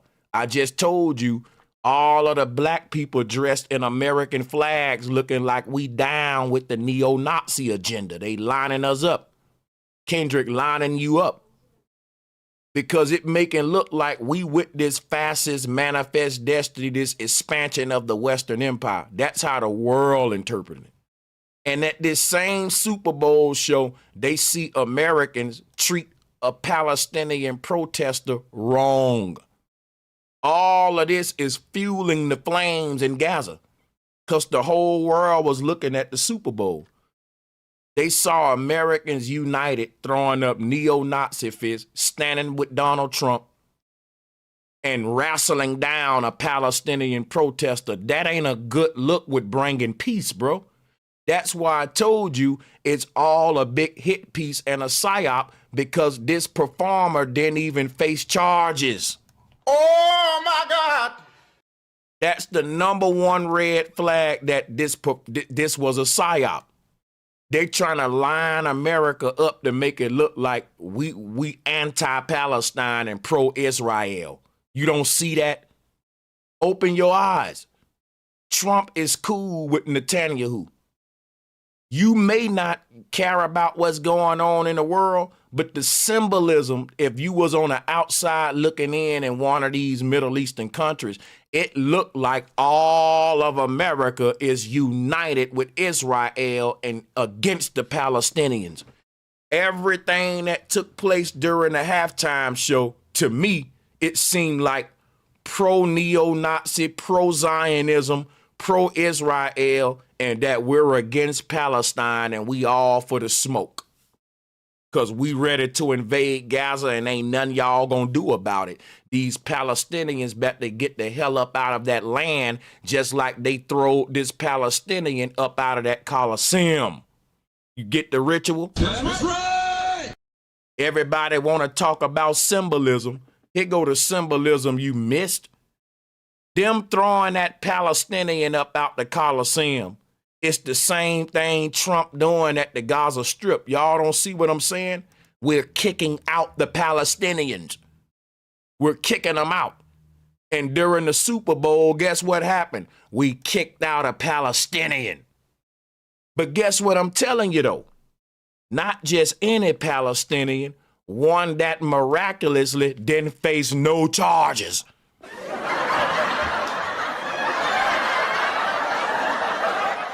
And you telling me I ain't got the story right? And you telling me I didn't do my homework and dot my I's and cross my T's? You got to be stupid. I know what I'm talking about. People ain't thinking deep enough. You shallow. You thinking about, see, the deep part is Kendrick Lamar letting the world know that the black man's struggling.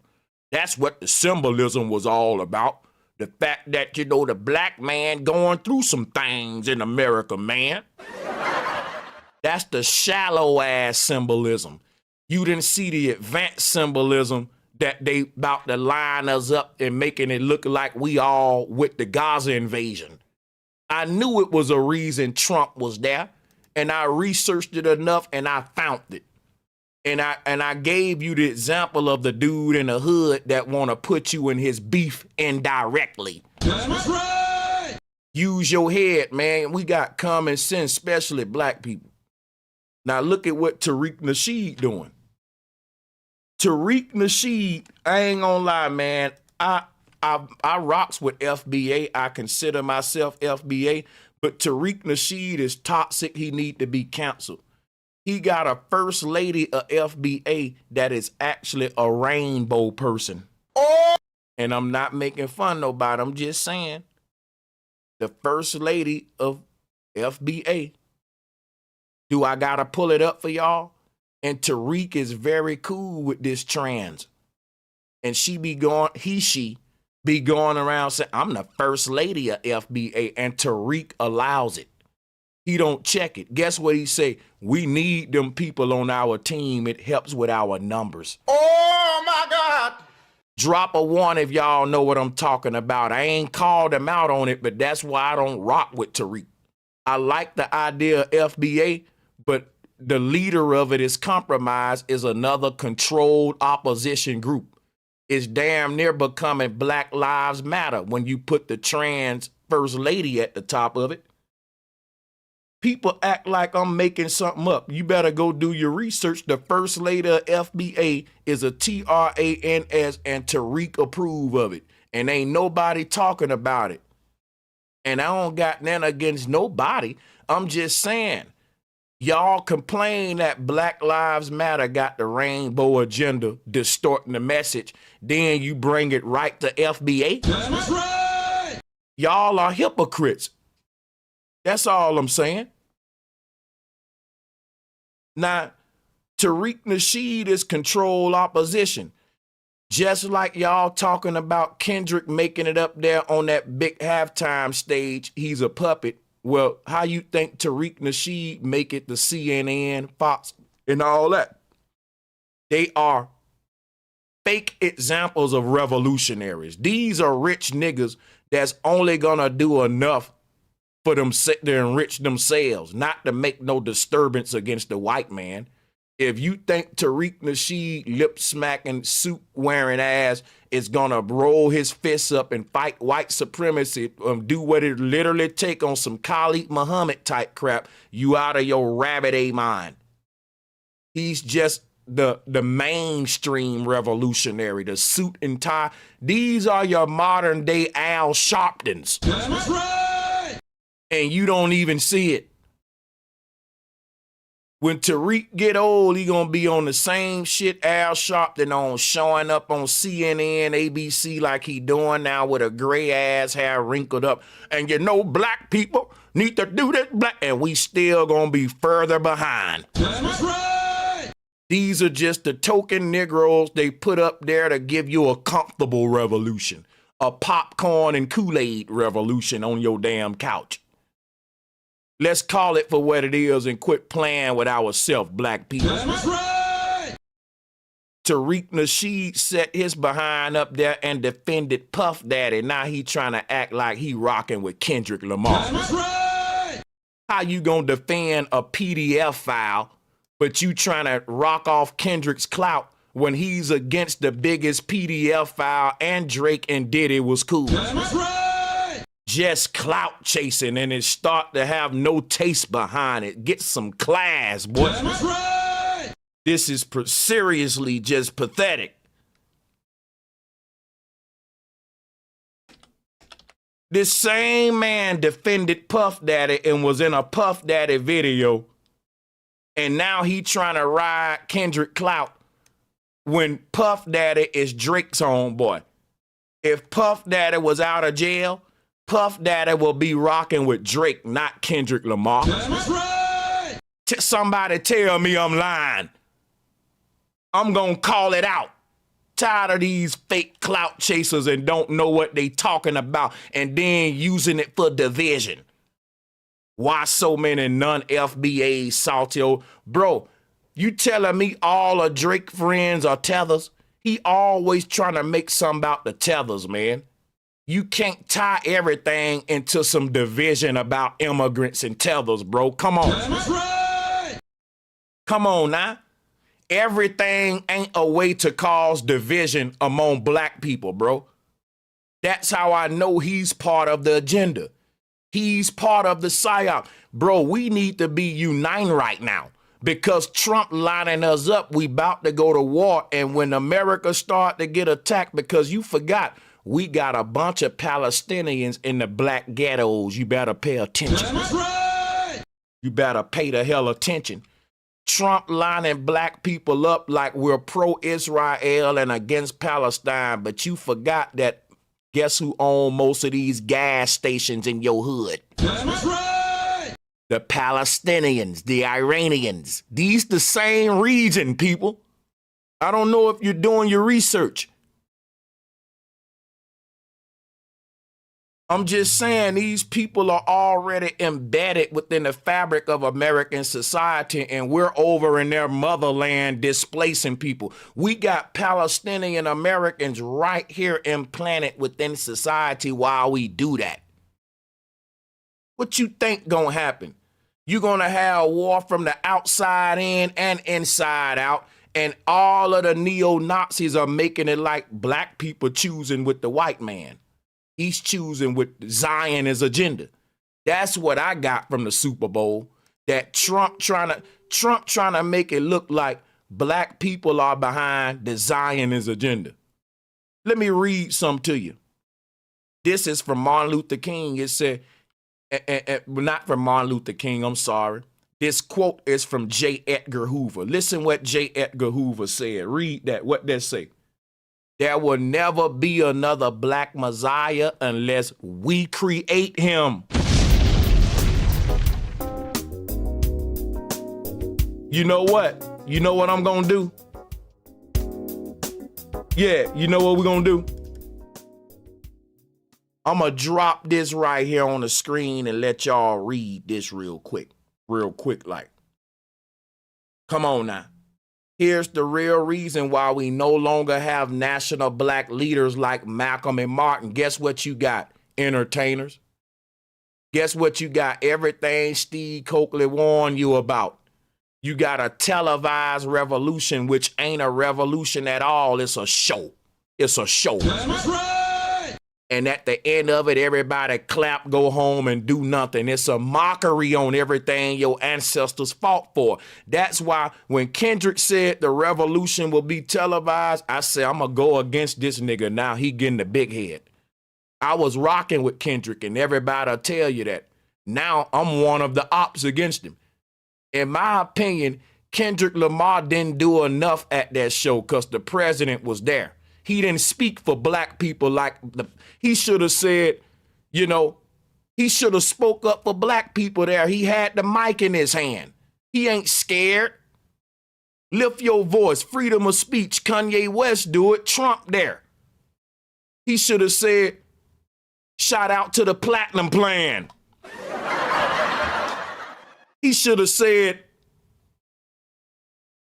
let's make love, not war. We don't endorse war as Americans, and the crowd would have clapped it up. Trump would have been looking so pissed.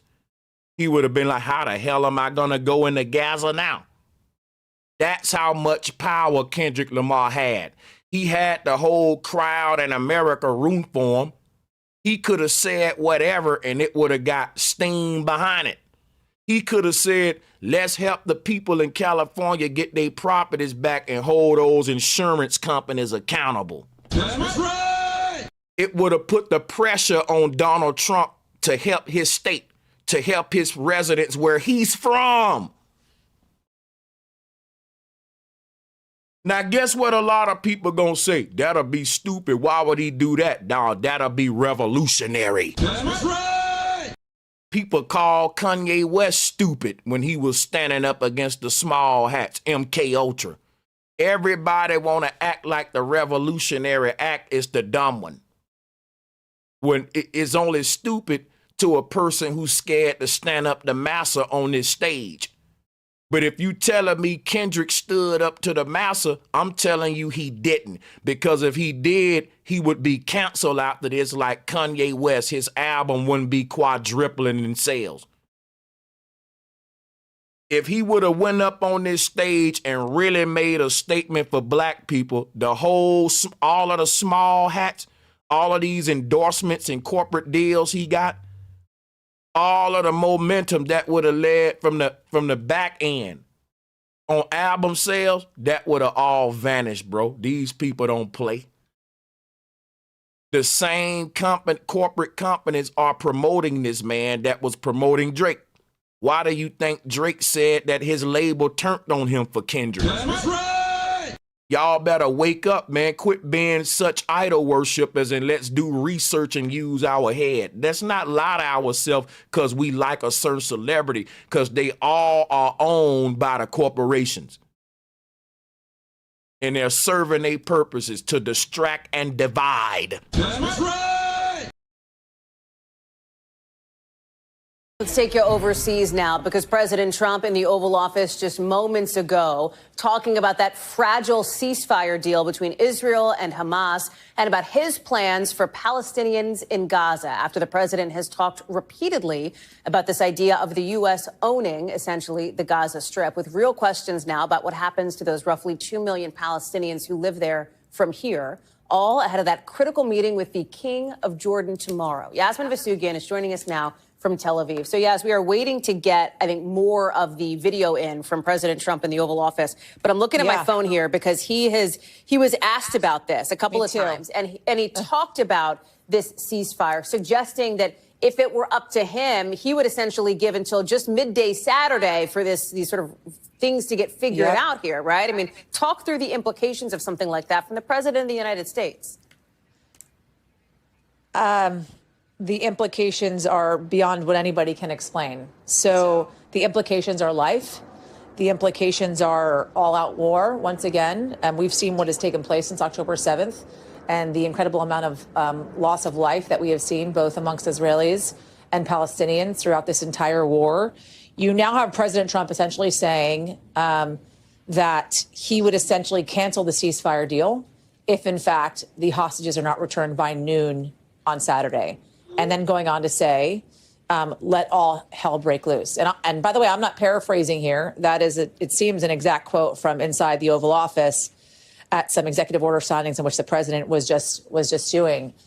Talking about the implications of this thing, we have an incredibly unpredictable Hamas who has just come out with a statement a couple of hours ago, essentially saying they're holding on to the hostages until they feel as if Israel holds up their end of the bargain. We talked about this earlier, right? Providing more humanitarian aid, the tents, the caravans, allowing free passage of Palestinians from the south to the north, stopping of the shelling and the shooting. I think it's important to understand this. The Palestinians have one card to play. The Gazans at this point have one card to play, right? Most of Gaza has been reduced to rubble. Leadership of Hamas has been killed for the most part throughout this entire war. That doesn't mean the ideology is gone, but the leadership is gone. So the only card they have to play, Hallie, at this point is the hostages. So between the rhetoric that they were hearing from President Trump last week, in combination with, of course, what they heard from Prime Minister Benjamin Netanyahu after the hostages were released on Saturday, in which he said the images were shocking and that there would, quote unquote, be a response. What that response means, we don't necessarily know. And then what they claim is not enough humanitarian aid. All those three combined together with now President Trump saying in the Oval Office of all places, let hell break loose if they don't return those hostages. I think nobody can predict what's actually going to happen between now and Saturday. If I can talk quickly, Hallie, about the timing here when it comes to Saturday, right? Because normally we would get the names of the hostages on Friday around 4 p.m. or so local time here in Israel. That is early morning for you guys on the East Coast. So it's all going to be dependent on what really takes place in the next couple of days. If those names come forward, if in fact Prime Minister Netanyahu convenes his security cabinet tomorrow morning, which he has said he is going to do. We're hearing from local officials here that that's going to happen. If they're able to reconvene both parties, possibly in Qatar or possibly remaining where they are and just having a conversation to get this ceasefire deal up and going once again. But then also the factor of now President Trump weighing in and saying all hell break loose. It'll be interesting to see how Hamas reacts to that, knowing the only card, Hallie, they have to play, and I cannot reiterate this enough, is those hostages. Yasmin Vasugian live for us from Tel Aviv tonight. Yasmin, thank you. Okay. Appreciate this. Now, I don't know if y'all I don't know if I'm going to have time to do call-ins, but let's play the video. We speak to Donald Trump. Overseas, Hamas says it will delay the next hostage release set for next Saturday. It's accusing Israel of violating the terms of their ceasefire. The Israeli defense minister called Hamas's announcement a, quote, complete. Overseas, Hamas says it will delay the next hostage release set for next Saturday. It's accusing Israel of violating the terms of their ceasefire. The Israeli defense minister called Hamas's announcement a, quote, complete violation of the agreement. These developments come as more hostages were released this past weekend. 3 Israeli men were freed from Gaza, looking noticeably thin and gaunt. Prime Minister Netanyahu called their appearances. Yo, watch this. What if y'all find out that the so-called American men, and let me just explain to you how they be put. Boy, y'all don't see the setup. Let me break this down. Look at what the captions say in the blue. But listen what they're saying out of their mouth now. Listen. Freed from Gaza, looking noticeably thinner, called Hamas's announcement a, quote, complete violation of the agreement. These developments come as more hostages were released this past weekend. 3 Israeli men were freed from Gaza, looking noticeably thin and gaunt. Prime Minister Netanyahu called their appearances shocking. NBC News international correspondent Megan Fitzgerald. See what I'm saying? And look, my whole point why I said, bro, how do we know these ain't actors? How do we, I'm just saying, bro, we got to question everything. This can be an excuse for us to just take land and ain't nobody even messing with us. I question all that because I'm going to say, if y'all can send the whole world to war for a handful of few people, we know who control NBC News, Fox News, CNN, the small hats. So they can air this to Americans that, yeah, man, they got our people, but it ain't our people. It's Israel. These are Israelis. These ain't quote unquote Americans. And it ain't a lot of them. But all Americans about to go to war for these few handful of Israelis. And if America and Israel is psyoping the whole thing, they can just make it look like there's a reason to go to war. Because think about it, if America just want to take this land and turn it into America's little Dubai, what Trump got in mind, they need a reason to just go take it. So they got to make it look like, well, hey, they got our hostages, so we got to be over there bombing it down, blowing up the buildings until they let them go. When really, we dismantling it so we can rebuild the new smart city, the new Project 2025 agenda. They're going to rebuild all of this and turning it to like America's own little Dubai. So they telling you we bombing it for one thing, but because they won't let our hostages go. But really, it's a whole nother agenda that Trump got to turn it to the Riviera of the East is what he called it. So it's really a corporate financial capitalistic agenda, but they trying to make it into like a hostage agenda because it wouldn't make sense for us to risk all of this for a few little hostages. I mean, sometimes you got to know when to fold them, when to hold them. Don't you know if they got a few American soldiers in a land, let's say, okay, you got 3 American soldiers trapped in, I don't know, some big country that's powerful like China. Sometimes certain presidents would make the call, you know, it ain't worth the war. Now, that may seem coward to y'all. But what if we find out that the hostages that China got ain't real Americans? That's right. Are we willing to risk all of America's resources to go free Israelis who got their own government, their own military, their own resources?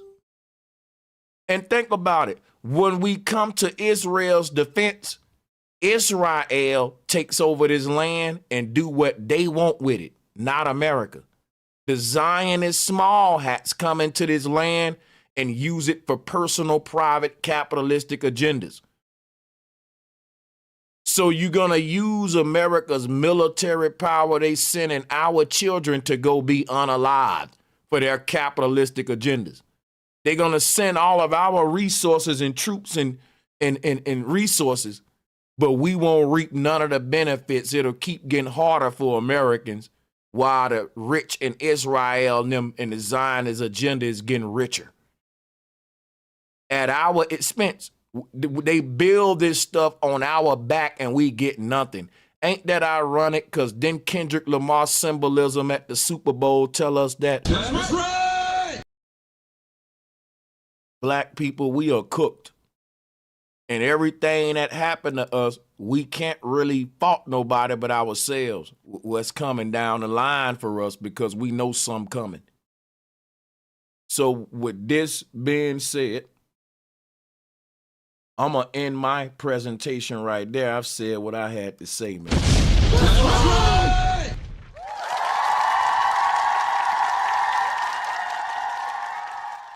I said what I had to say, and I didn't come to play, and I laid it down, everything you need to know.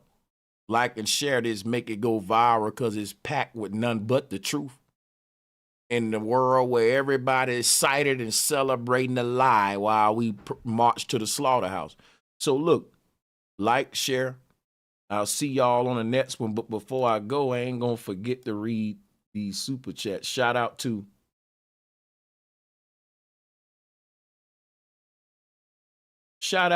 D-Dub once again. Thank you. Said what Trump is doing is just like being pulled over by the cops and the passenger put his substances under your car seat and let you take the rap for it. Kendrick in red, white, and blue in front of the world, same thing. That brother get it. He get what I'm saying about Trump lining us up. Like, we ain't really, black people really don't care about the Gaza invasion. We care about the Platinum Plan, Southern Cali, things concerning us, not Israel. That's right. That's like saying we are going to help black people. We helping you by helping them. Bro, that's the okie doke. You must think I'm boo-boo the fool. Stupid. Help me directly, not indirectly. We are helping black people by helping Israel. Y'all fall for that. And you will get these Negroes up here who just obsessed with Trump. And they'll try to show you how us going to invade Gaza does help black people. Stupid. It does help Americans. It help a few private corporate. It don't, bro, this their thing. Quit. We like that. We think everything for us. We think the halftime show for us. We think the Gaza invasion for us. We think the executive orders that he for us. But when you look around Trump, he's surrounded by rich small hats, and you think what he's doing is for us.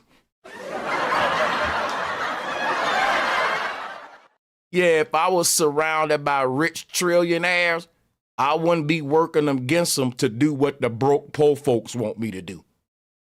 Let's just be realistic. I know y'all want to believe in the tooth fairy. Trump like money and power.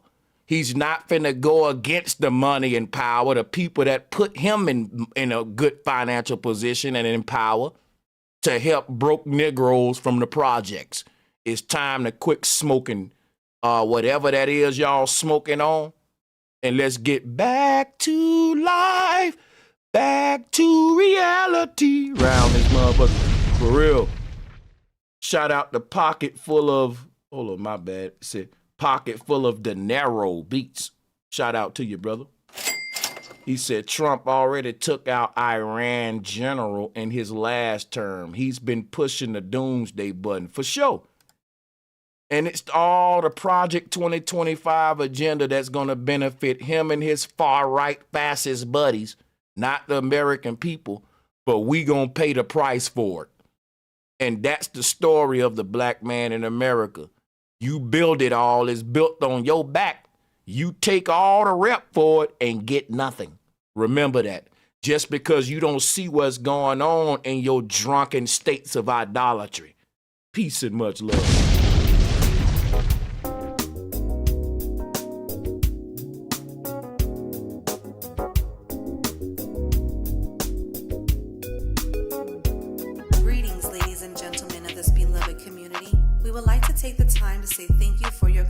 Support. We humbly appreciate all donations in the form of Cash App, PayPal, Super Chat, Patreon, and or via channel memberships. All of your contributions are greatly appreciated. Again, thank you for all that you do to show your support.